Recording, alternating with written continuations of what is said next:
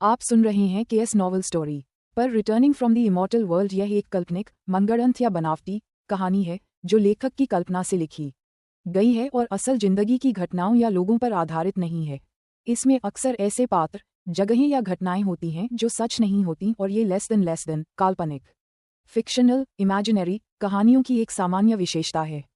Novel अध्याय 11 rough. शायद Cheng यानन के शब्दों का सभी पर निवारक प्रभाव पड़ा हो, या शायद जैसे जैसे कॉलेज प्रवेश परीक्षा नजदीक आती गई, सभी ने धीरे धीरे हंसी मजाक करने की अपनी इच्छा खो दी हो। बाकी समय में किसी ने भी तांग शियू और युआन चुलिंग को परेशान नहीं किया। जब उसकी आत्मा पूरी तरह से बहाल हो गई, खासकर असंख्य स्रोत शून्य ब्रह्मांड एकीकरण कला का सफलतापूर्वक अभ्यास करने के बाद, तांग शियू को अपनी यादें अविश्वसनीय रूप से भयावह लगीं। यह एक कैमरे की तरह था, जिस भी किताब पर उसकी नजर पड़ती वह उसके दिमाग में गहराई से अंकित हो जाती, जिसे भूलना असंभव था।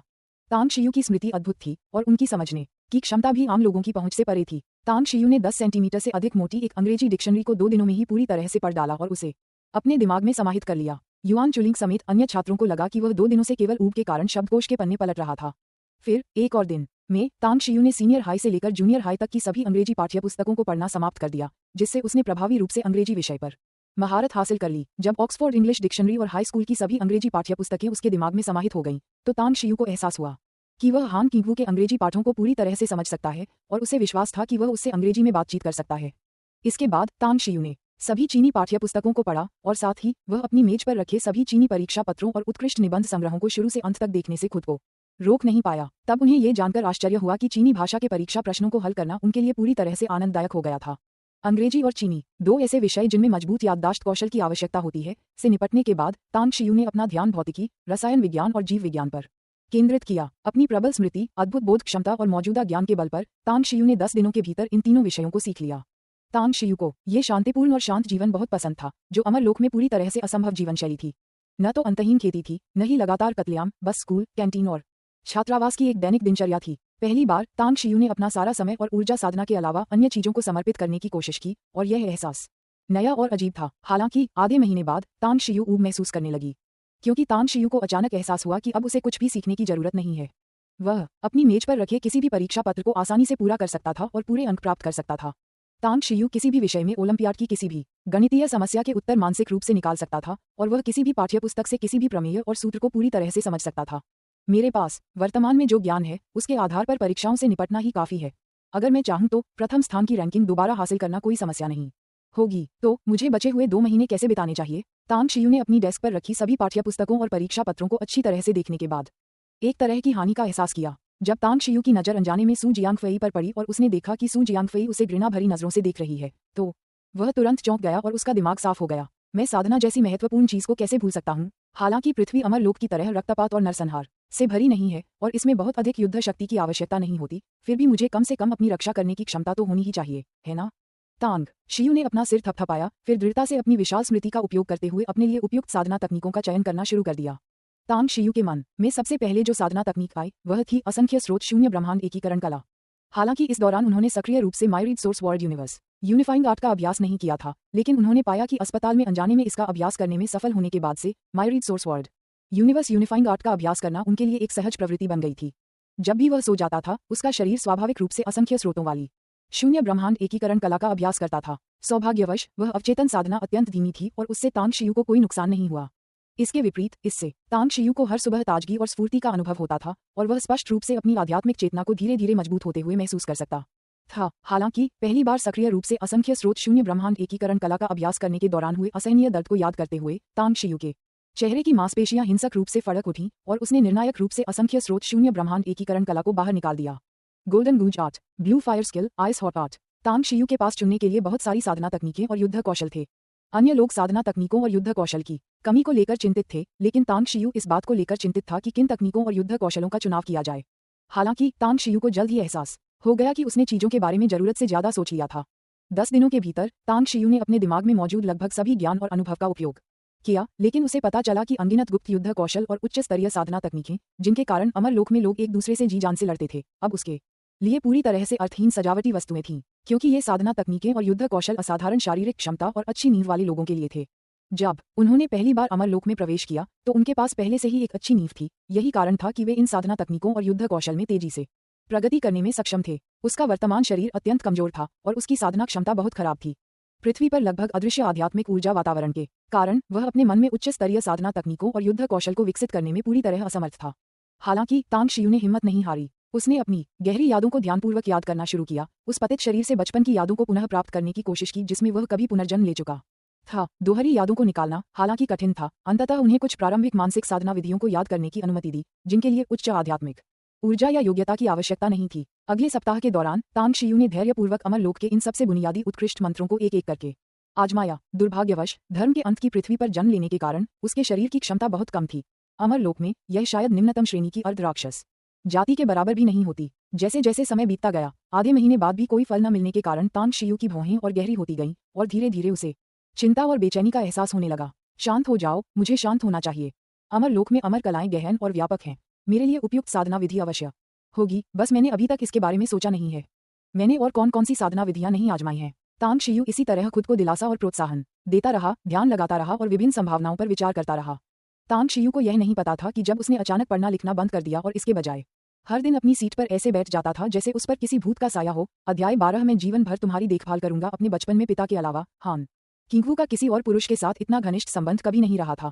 इसलिए जब तांग शियू ने अपना हाथ उसके कंधे पर रखा तो वह क्षण भर के लिए स्तब्ध रह गई और जो हो रहा था उस पर कोई प्रतिक्रिया नहीं दी। तांग शियू से आती साबुन की हल्की खुशबू को सूंघते हुए और उसकी मजबूत बांह को महसूस करते हुए हान किंगवू का दिमाग चकरा गया और वह विरोध करना पूरी तरह से भूल गई। शर्म और गुस्से से व्याकुल होकर हान किंगवू ने तांग शियू के चेहरे पर जोर से थप्पड़ मारा। तांग शियू, तुमने हद पार कर दी। 20 साल से संजो कर रखे अपने पहले चुंबन के यूं ही चले जाने की याद आते ही हान किंगवू की आंखों में आंसू भर आए। क्या तुम्हें मेरा बकाया नहीं चुकाना चाहिए? लगभग अनजाने में ही तांग शियू ने यह वाक्य कह दिया। बोलने के बाद उसे एहसास हुआ कि यह अमरलोक नहीं बल्कि पृथ्वी है और उसके सामने खड़ी महिला उसकी पूर्व विश्वासपात्र जू किंगचिंग नहीं थी जिसने उसे धोखा दिया था, बल्कि पृथ्वी पर उसकी कक्षा की शिक्षिका हान किंगवू थी।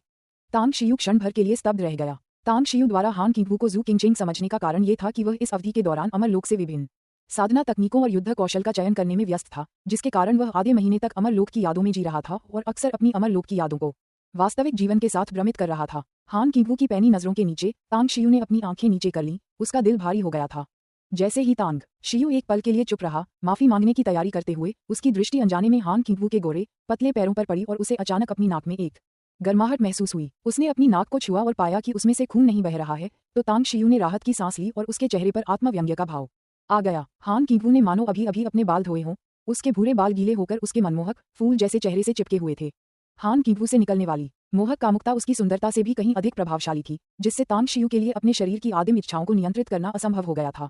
तांग शियू, तुम्हें सब पता है। तांग शियू की ये बातें सुनकर हान किंगवू का कोमल शरीर कांप उठा और उसके चेहरे से गुस्सा गायब होकर गहरे अपराधबोध के भाव आ गए। तांग शियू, मुझे माफ कर दो। 1 साल पहले तुमने मेरी जान बचाई थी, लेकिन कुछ असहनीय मुश्किलों की वजह से मैं तुम्हें माफी नहीं मांग पाई और बाद में स्वार्थवश मैंने तुमसे माफी भी नहीं मांगी। तांग शियू को अब भी इस बात की चिंता थी कि उसके पहले के निंदनीय व्यवहार के कारण उसे स्कूल से निकाल दिया जाएगा। तभी हान किंगवू के शब्दों ने अचानक उसे चौंका दिया। क्या हान किंगवू को उसे कड़ी फटकार नहीं लगानी चाहिए थी या रोते हुए प्रधानाचार्य के पास शिकायत करने नहीं जाना चाहिए था? इसके बजाय वह उससे माफी क्यों मांग रही थी? हान किंगवू के शब्दों पर विचार करने के बाद एक ऐसी स्मृति जो लगभग दबी हुई थी अचानक तांग शियू के मन में उभर आई और उसके चेहरे पर अनायास ही भय का भाव आ गया। ये तुम हो, 1 साल पहले वाले तुम ही हो। तांग शियू की निगाहें एक पल के लिए हान किंगवू पर टिक गईं, फिर उसकी पुतलियां सिकुड़ गईं, उसका मुंह चौड़ा खुल गया और उसने सहज रूप से विस्मय व्यक्त किया। तांग शियू अपना वाक्य पूरा कर पाता उससे पहले ही हान किंगवू ने अपने हाथ से उसका मुंह ढक दिया। कृपया ऐसा मत कहो, इस बारे में किसी को भी बिल्कुल मत बताना। ये देखकर कि तांग शियू ने उसे पहचान लिया है, हान किंगवू के चेहरे के भाव एकदम बदल गए और वह लगभग गिड़गिड़ाते हुए बोली। उस समय तांग शियू से अपनी पहचान जाहिर न करने की विनती करते हुए हान किंगवू तांग शियू के पहले के व्यवहार से बहुत हैरान थी। क्या उसने कबूलनामा करने से पहले उसे पहचाना नहीं था? फिर उसने उससे अपना कर्ज चुकाने को क्यों कहा? घबराहट के मारे हान किंगवू को इस बात का एहसास ही नहीं हुआ कि उस समय वह तांग शियू के कितने करीब थी। उसका पूरा शरीर लगभग तांग शियू के आलिंगन में लिपटा हुआ था, एक हाथ उसकी गर्दन पर और दूसरा उसके मुंह पर, मानो वह उसे चिढ़ा रही हो। उस क्षण तांग शियू दर्द और आनंद दोनों का अनुभव कर रहा था। उनके कपड़ों के पतले कपड़े से तांग शियू हान किंगवू के शरीर की गर्माहट और अद्भुत लचीलेपन को महसूस कर सकता था। पीछे हटने की कोई गुंजाइश नहीं थी। ऊंची एड़ी के जूते पहने हान किंगवू लगभग उसके बराबर लंबी थी। उनकी आंखें मिली 10 सेंटीमीटर से भी कम की दूरी पर और वह हान किंगवू की आंखों में नमी को लगभग देख सकता था जो मोहक थी। उनके चेहरे थोड़े विकृत थे, लेकिन वे एक दूसरे की गर्म सांसें अपने कानों पर महसूस कर सकते थे, जिससे उनके दिलों में हलचल मच गई। तांग शियू हान किंगवू को फिर से चूमना चाहता था, लेकिन अभी अभी मिले थप्पड़ और हान किंगवू की पहचान के बारे में सोचकर समझदार तांग शियू ने अपने सामने खड़ी देवी का अपमान करने की हिम्मत नहीं की। जब हान किंगवू ने देखा कि तांग शियू की सांसें तेज हो रही हैं और उसकी निगाहें उसकी ओर बेहद कामुक हो गई हैं, तब उसे अपनी गलती का एहसास हुआ। उसने झट से तांग शियू के होंठों को छोड़ दिया और उसके कोमल गोरे चेहरे पर धीरे धीरे एक मोहक लाली फैल गई। उसकी खूबसूरत आंखें एक मोहक और आकर्षक चमक बिखेरने लगीं। तांग शियू, मैं कृतघ्न नहीं हूँ। उस घटना के समय तुम्हें स्वीकार करना सचमुच असुविधाजनक था। बाद में मैं तुम्हें समझाना चाहती थी, लेकिन तुम्हारी मानसिक स्थिति ठीक नहीं थी, इसलिए मैं केवल चुपचाप पर्दे के पीछे से तुम्हारा ख्याल रख सकी। तांग शियू की आंखों की तीव्र गर्मी धीरे धीरे कम होते ही हान किंगवू ने राहत की सांस ली, फिर भी उसके दिल में एक हल्का सा दुख बना रहा। तांग शियू की प्रश्नपरक निगाहों के नीचे हान किंगवू ने उस वर्ष की घटनाओं का वर्णन किया। 2 साल पहले शुंकी प्रांत में कॉलेज प्रवेश परीक्षा में धोखाधड़ी का एक राष्ट्रव्यापी घोटाला सामने आया, जिसके चलते शिक्षा प्रणाली में ऊपर से नीचे तक व्यापक शुद्धिकरण किया गया। उस समय शिंगचेंग शिक्षा ब्यूरो के उप निदेशक हान फू पर भी आरोप लगे और उन्हें सीधे जेल भेज दिया गया। हान किंगवू को पूरा यकीन था कि उसके पिता निर्दोष हैं, लेकिन उस समय उसने अभी विश्वविद्यालय से स्नातक की उपाधि प्राप्त की थी। उसके पिता के सभी पुराने दोस्त गायब हो चुके थे और यहाँ तक कि रिश्तेदार भी उससे दूरी बनाए रखते थे। कोई और विकल्प न होने के कारण हान किंगवू को खुद ही कोई रास्ता निकालना पड़ा। भाग्य धैर्यवानों का साथ देता है। कई दिनों की खोज और पूछताछ के बाद हान किंगवू ने आखिरकार सच्चाई का पता लगा लिया। फिर उसने बिना किसी झिझक के उत्तेजक वेशभूषा पहनी, एक कैबरे नर्तकी बनकर एक प्रमुख गवाह के पास गई और उससे महत्वपूर्ण सबूत सफलतापूर्वक चुरा लिए। अप्रत्याशित रूप से वह प्रमुख गवाह बहुत सतर्क था। जैसे ही हान किंगवू ने सबूत चुराए, उसे कुछ गड़बड़ का एहसास हुआ और उसने उसे डांस हॉल से बाहर खदेड़ दिया। घबराहट में हान किंगवू सड़क पार करने के लिए दौड़ी, लेकिन वह ये ध्यान नहीं दे पाई कि वह कारों के समुद्र में जा गिरी है। हालांकि शहर में ज्यादातर वाहन धीमी गति से चलते थे, लेकिन अपवाद हमेशा होते थे। जब हान किंगवू ने अचानक एक कार को अनियंत्रित रूप से लहराते हुए और तेजी से अपनी ओर आते देखा, तो वह इतनी भयभीत हो गई कि वह केवल चीख ही सकी और उसकी सारी प्रतिक्रियाएं निष्क्रिय हो गईं। सौभाग्यवश तांग शियू ने नाजुक क्षण में आगे बढ़कर हान किंगवू को बचा लिया, लेकिन तांग शियू स्वयं वाहन की चपेट में आकर गिर पड़े। हान किंगवू के बचाए जाने के बाद उसे डर था कि उसके हाथ में मौजूद सबूत वापस छीन लिए जाएंगे। उसने तांग शियू की तरफ देखे बिना ही भीड़ में गायब हो गई। इस महत्वपूर्ण सबूत के आधार पर हान किंगवू के पिता हान फू निर्दोष साबित हुए। वहीं शिंगचेंग नगर शिक्षा ब्यूरो के निदेशक, जो आराम से पद पर थे, को जेल भेज दिया गया और हान फू के कई मजबूत प्रतिद्वंद्वी भी उनके साथ जेल गए। इससे हान फू को लगभग बिना किसी प्रतिरोध के निदेशक पद पर आसीन होने का अवसर मिल गया। जब तक हान किंगवू अपने पिता के कष्ट से उबर पाईं, तब तक 2 महीने बीत चुके थे। तभी उन्हें उस व्यक्ति की याद आई जिसने उस नाजुक क्षण में उनकी जान बचाई थी और उन्होंने बेचैनी से उसकी तलाश शुरू कर दी।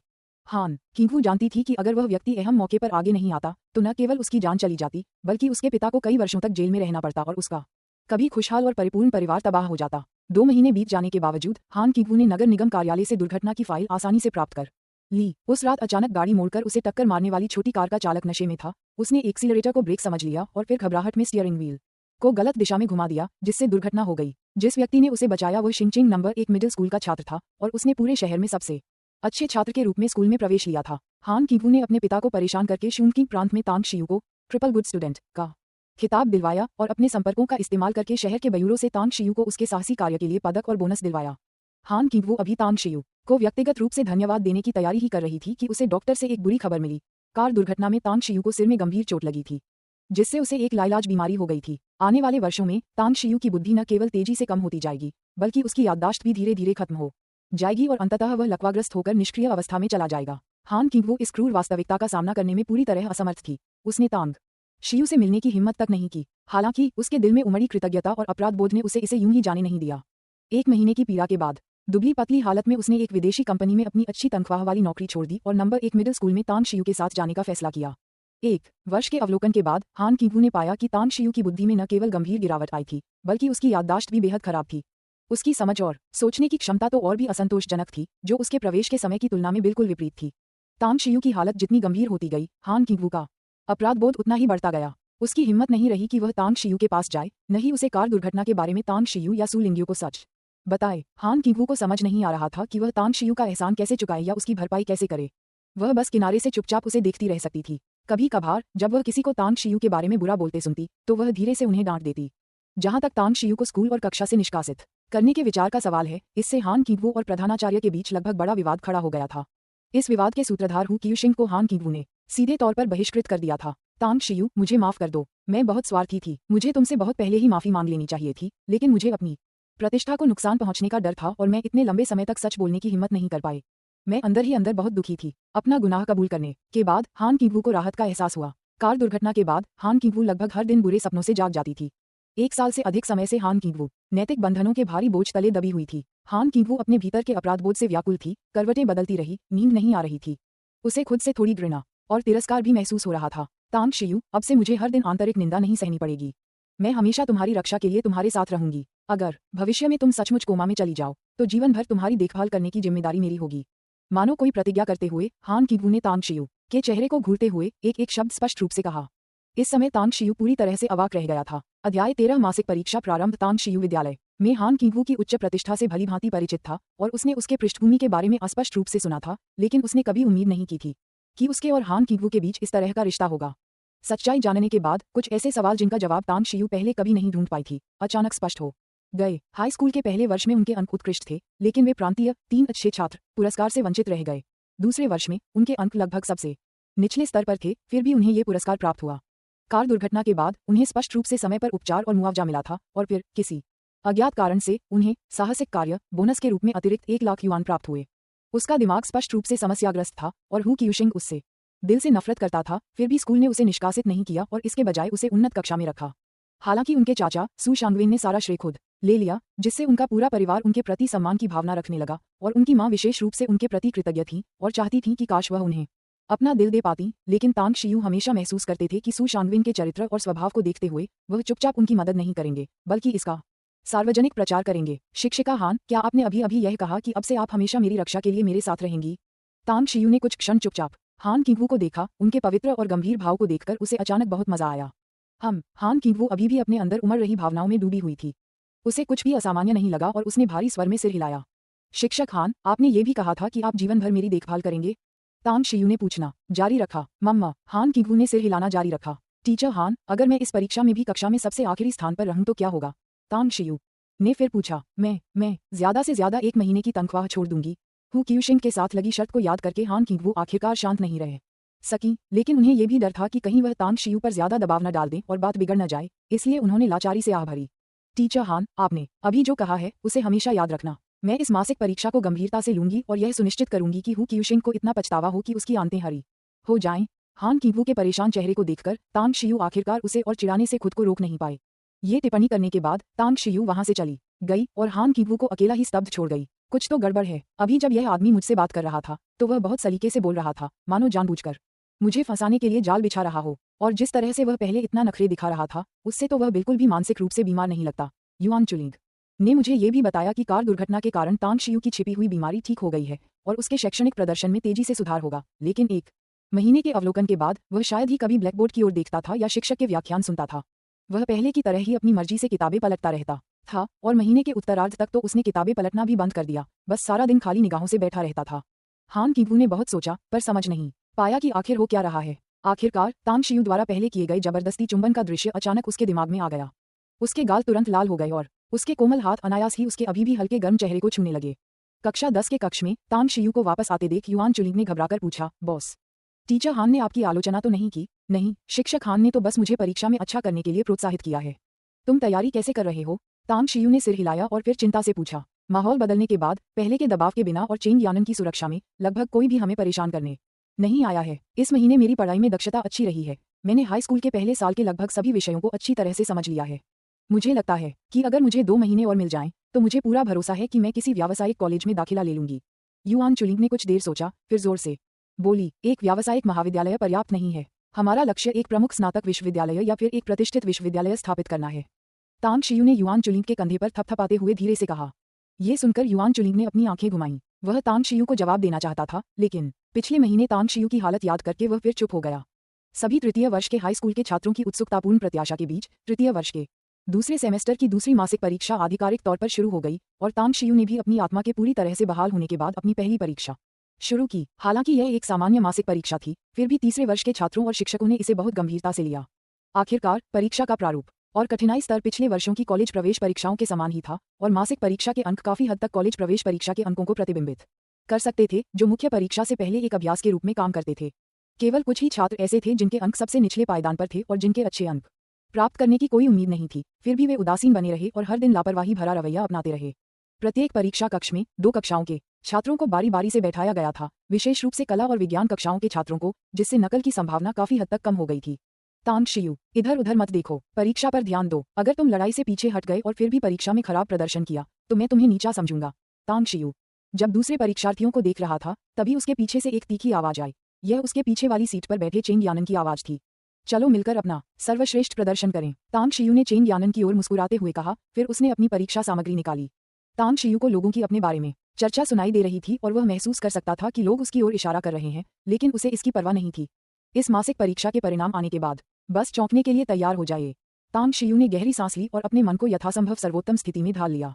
कुछ ही देर में 2 निरीक्षक परीक्षा पत्रों के मोटे मोटे गट्ठे लेकर कक्षा में दाखिल हुए। परीक्षा निरीक्षकों ने तुरंत परीक्षा पत्र नहीं बांटे। इसके बजाय उन्होंने कक्षा का सावधानीपूर्वक निरीक्षण किया और परीक्षा के नियमों पर जोर देने के बाद उन्होंने आराम से प्रत्येक छात्र को परीक्षा पत्र सौंप दिए।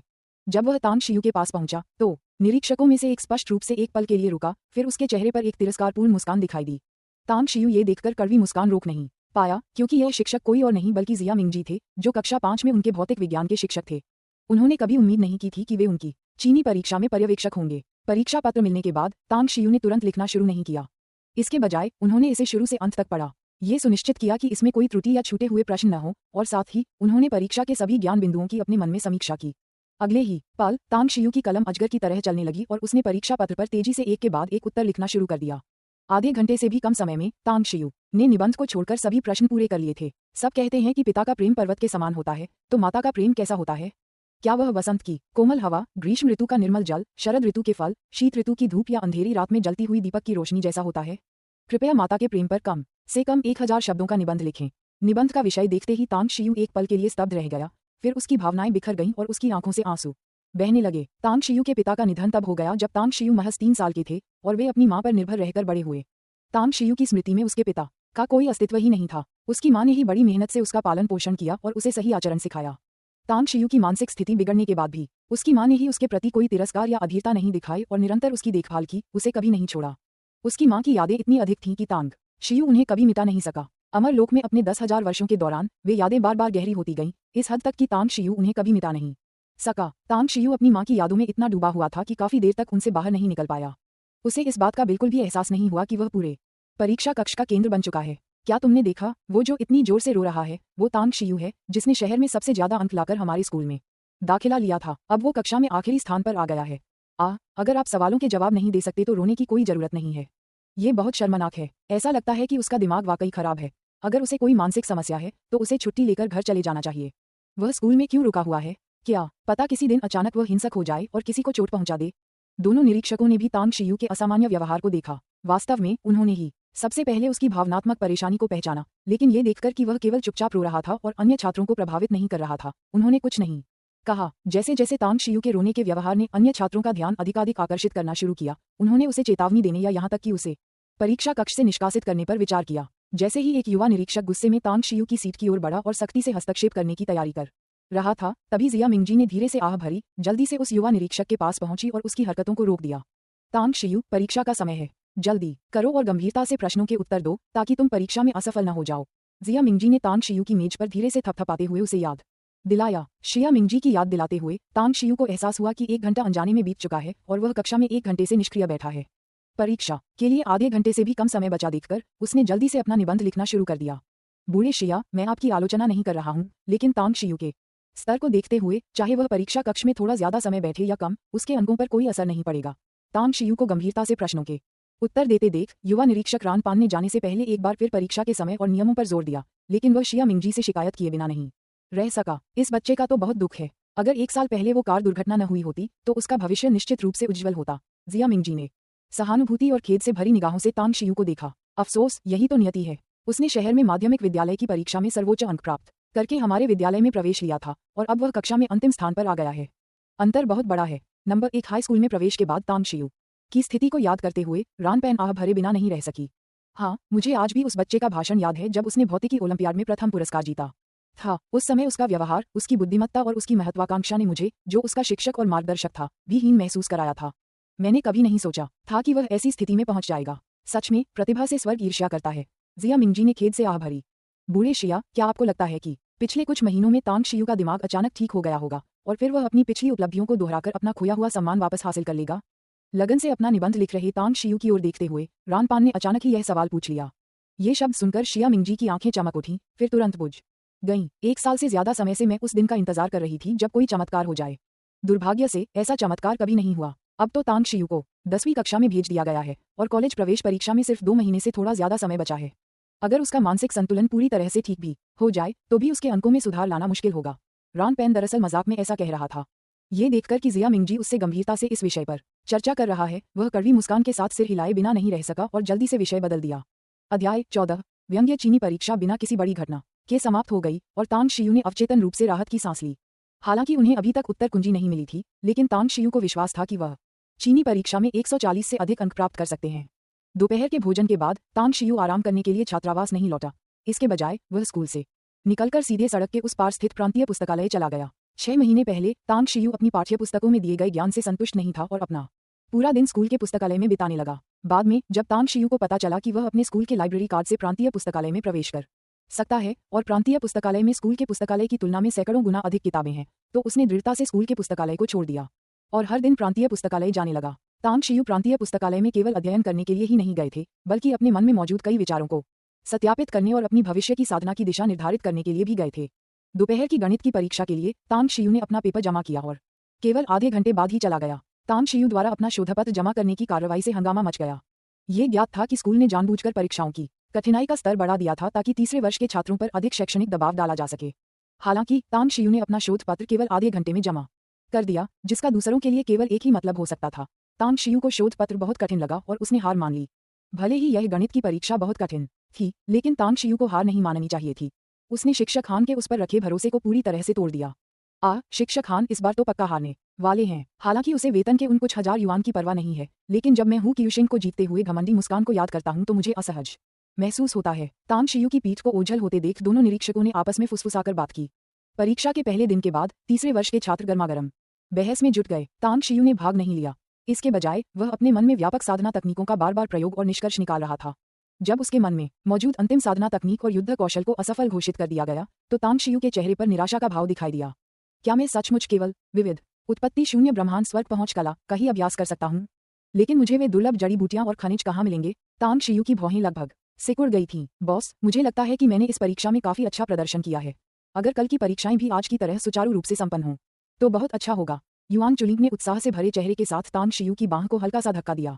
इसे जारी रखो, अभी 2 महीने बाकी हैं। मुझे विश्वास है कि तुम्हारे अंक निश्चित रूप से सुधरेंगे। बोलते हुए तांग शियू ने युआन चुलिंग की ओर एक नजर डाली। हे, मुझे उम्मीद नहीं थी कि इतने लंबे समय तक पढ़ाई की उपेक्षा करने के बाद भी मैं वह ज्ञान प्राप्त कर सकूंगा जो मुझसे छूट गया था। आपके मार्गदर्शन और प्रोत्साहन के लिए धन्यवाद, बॉस। वैसे बॉस, आज आपकी परीक्षा कैसी रही? युआन चुलिंग ने शर्माते हुए हल्की हंसी के साथ उत्सुकता से पूछा। मुझे लगता है मैंने ठीक ही किया। तांग शियू एक पल के लिए हिचकिचाई, फिर धीरे से बोली। तांग शियू, क्या तुम बिना सोचे समझे ही शेखी बघारते हो? क्या आपको कुछ दिनों में भेद खुलने का डर नहीं है? चीनी भाषा की परीक्षा के दौरान तुम 1 घंटे तक रोई और गणित की परीक्षा से तुरंत बाहर हो गई। क्या तुम इसे ठीक ठाक प्रदर्शन कहती हो? कुलीन वर्ग के छात्र वास्तव में प्रभावशाली होते हैं। न केवल उनकी शैक्षणिक उपलब्धियां महान हैं, बल्कि उनकी शेखी बघारने की कला भी बेजोड़ है। तांग शियू के बोलते ही उनके चारों ओर उपहास का शोर मच गया। यहाँ तक कि तांग शियू के सामने बैठी चेंग यानान ने भी भौहें चगाईं और उसकी निगाहों में तांग शियू के प्रति थोड़ी निराशा झलकने लगी। चाहे सुबह की चीनी भाषा की परीक्षा हो या दोपहर की गणित की परीक्षा, तांग शियू ने परीक्षा हॉल में इतना हंगामा मचा दिया था कि कई लोग उसके प्रदर्शन के बारे में जानते थे। इससे तांग शियू को नापसंद करने वालों की नफरत और भी बढ़ गई, और यहाँ तक कि जिन लोगों को तांग शियू से थोड़ी सी भी उम्मीद थी, वे भी पूरी तरह से निराश हो गए। तांग शियू को उसके अपने शब्दों के कारण उसके सहपाठियों द्वारा उपहास का पात्र बनते देख युआन चुलिंग का मन हुआ कि वह खुद को 2 बार थप्पड़ मार ले। युआन चुलिंग ने अवचेतन रूप से मदद के लिए चेंग यानान की ओर देखा। हालांकि युआन चुलिंग और तांग शियू की तुलना में चेंग यानान कक्षा 10 में केवल 1 महीने अधिक समय से थी, लेकिन उसने अपने दुर्जेय युद्ध कौशल और असाधारण शैक्षणिक प्रदर्शन के बल पर कक्षा 10 के छात्रों को सफलतापूर्वक जीत लिया था, जिससे बड़ी बहन के रूप में उसकी स्थिति पूरी तरह से मजबूत हो गई थी। चेंग यानान की देखरेख के बदौलत तांग शियू और युआन चुलिंग ने कक्षा 10 में बहुत ही आरामदायक समय बिताया। उन्हें न केवल सीखने का अच्छा माहौल मिला, बल्कि उन्हें अपने दैनिक जीवन में चेंग यानान से कभी कभार स्नेह और शुभकामनाएं भी मिलती रहीं। हालांकि तांग शियू और युआन चुलिंग को इससे बहुत आनंद मिला, लेकिन इससे कक्षा 10 के अन्य छात्र उनसे और भी अधिक ईर्ष्या, जलन और द्वेष रखने लगे। अगर यह पहले की बात होती तो जो भी तांग शियू और युआन चुलिंग का मजाक उड़ाने की हिम्मत करता, उसे चेंग यानान तुरंत रोक देता। लेकिन इस बार चेंग यानान ने युआन चुलिंग की निगाहों से सीधे तौर पर बचते हुए अपने टेस्ट पेपर में इस तरह डूबी रही मानो उसने कुछ देखा या सुना ही ना हो। हा 2 काया, आपके अंक खराब होना ही काफी बुरी बात है, लेकिन आप में इसे स्वीकार करने का साहस भी नहीं है।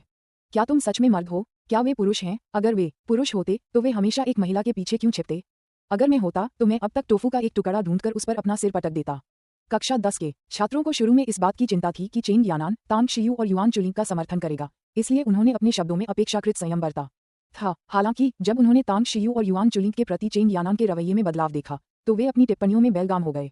भीड़ के उपहास और अपमान के बीच युआन चुलिंग की सांसें तेजी से चलने लगीं और उसका सुंदर चेहरा लाल हो गया। जैसे ही युआन चुलिंग मेज पर हाथ पटककर उठने ही वाला था, तांग शियू ने हल्के से खांसकर युआन चुलिंग के इस आवेग को रोक दिया। दरअसल हमारे मासिक परीक्षा परिणाम अच्छे हों या बुरे, इससे आप सभी का कोई लेना देना नहीं है और आपको हमारे अंकों का मजाक उड़ाने का कोई अधिकार नहीं है। अगर आपका अकादमिक प्रदर्शन इतना अच्छा होता तो आप इस कक्षा में नहीं बैठे होते, है ना?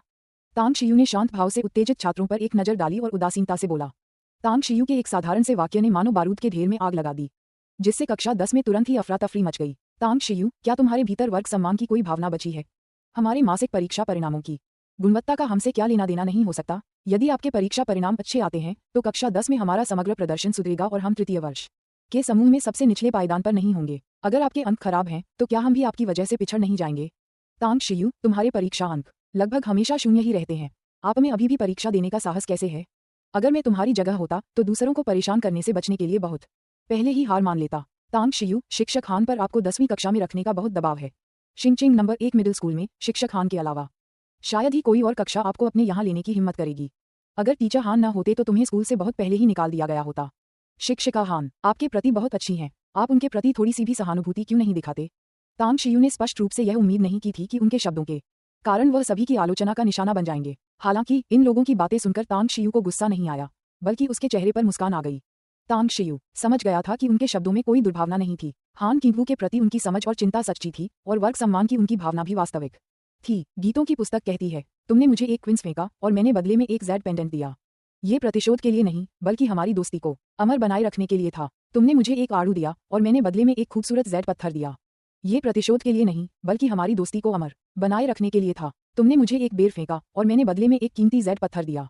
ये प्रतिशोध के लिए नहीं बल्कि हमारी दोस्ती को अमर रखने के लिए था। मैं इस कक्षा की परीक्षा में प्रथम स्थान प्राप्त करूंगा, सब लोग बस देखते रहिए। तांग शियू ने बोलते बोलते कहा। वह खड़ा हुआ और कक्षा से बाहर चला गया। तांग शियू के जाने के बाद कक्षा में सन्नाटा छा गया। तांग शियू के शब्दों से उबरने में सभी को काफी समय लग गया। क्या ये एक बेर के बदले एक आड़ू देने जैसा नहीं है? उसे बस अपनी विद्वत्ता का प्रदर्शन करना था, जिसकी वजह से मैं आधे दिन तक असमंजस में रहा। उसने अभी क्या कहा? क्या वह इस मासिक परीक्षा में पूरी कक्षा में प्रथम स्थान प्राप्त करेगा? हमने शायद गलत सुना होगा। तांग शियू का इस श्रेणी में अंतिम स्थान प्राप्त करना अधिक संभावित है। प्रथम स्थान की बात करें तो वह इसे केवल अपने सपनों में ही प्राप्त कर सकता है। पूरी कक्षा में केवल 2 लोग चुप रहे, उनके चेहरों पर विचारशील भाव दिखाई दे रहे थे। युआन चुलिंग थोड़ी उत्साहित भी लग रही थी। उपहास उड़ाने वाली भीड़ को घूरकर देखने के बाद युआन चुलिंग ने अपना सामान पैक किया और कक्षा से बाहर निकल गया। उसे डर था कि अगर वह कक्षा में और अधिक देर तक रहा तो वह अपना आपा खो देगा और किसी को चोट पहुंचा देगा। मैंने सुना है कि कार दुर्घटना के बाद उनकी याददाश्त बुरी तरह क्षतिग्रस्त हो गई है। वह न केवल नई चीजें याद नहीं रख पाते बल्कि जो कुछ उन्होंने पहले सीखा है उसे भी बहुत जल्दी भूल जाते हैं। इसका मतलब ये है कि जब उसने कक्षा 10 में प्रवेश किया तो उसका बुनियादी ज्ञान लगभग पूरी तरह से शून्य था। 10वीं कक्षा में महज 1 महीने के बाद क्या वह कक्षा में प्रथम स्थान प्राप्त कर सकता है? चेंग यानान ने धीरे से बुदबुदाया। उसके चेहरे पर निराशा एक बार फिर गहरी हो गई। अगले दिन मासिक परीक्षाएं जारी रहीं। परीक्षा हॉल में तांग शियू का मजाक भी जारी रहा। सुबह के व्यापक विषय के प्रश्नपत्र के दौरान जब अन्य उम्मीदवार अपना सिर खुजा रहे थे, खूब पसीना बहा रहे थे और परीक्षा के पहले पृष्ठ से जूझ रहे थे, तब तांग शियू शांति से खड़ी हुई और चली गई। दोपहर में होने वाली अंग्रेजी परीक्षा के लिए, जिसमें श्रवण बोध का समय भी शामिल था, तांग शियू ने अपना पेपर जमा किया और महज आधे घंटे में ही वहां से चला गया। इस समय तक अन्य छात्र बहुविकल्पीय और रिक्त स्थान भरने वाले प्रश्नों को हल कर चुके थे और उन्हें पठन बोध संबंधी प्रश्नों को देखने का समय भी नहीं मिला था। शिंगचिंग नंबर 1 मिडिल स्कूल में बंद परिसर शिक्षण प्रणाली लागू थी। वहां कोई नियमित छुट्टियां नहीं थीं, केवल प्रत्येक महीने के अंत में 2 या 3 दिन का अवकाश होता था जब छात्र घर जा सकते थे। यह महीने की छुट्टी थी। मासिक परीक्षाओं के बाद तीसरे वर्ष के छात्रों को भी थोड़ी राहत मिली। मासिक परीक्षाओं के बाद तांग शियू अन्य तृतीय वर्ष के छात्रों की तरह अपनी कठिन पढ़ाई जारी रखने के लिए स्कूल में नहीं रुका, न ही वह पुस्तकालय गया। इसके बजाय वह उत्सुकता से हेजी के पुराने जिले की ओर चल पड़ा, ये जानते हुए कि उसकी मां ने उसके लिए कई स्वादिष्ट व्यंजन तैयार किए होंगे।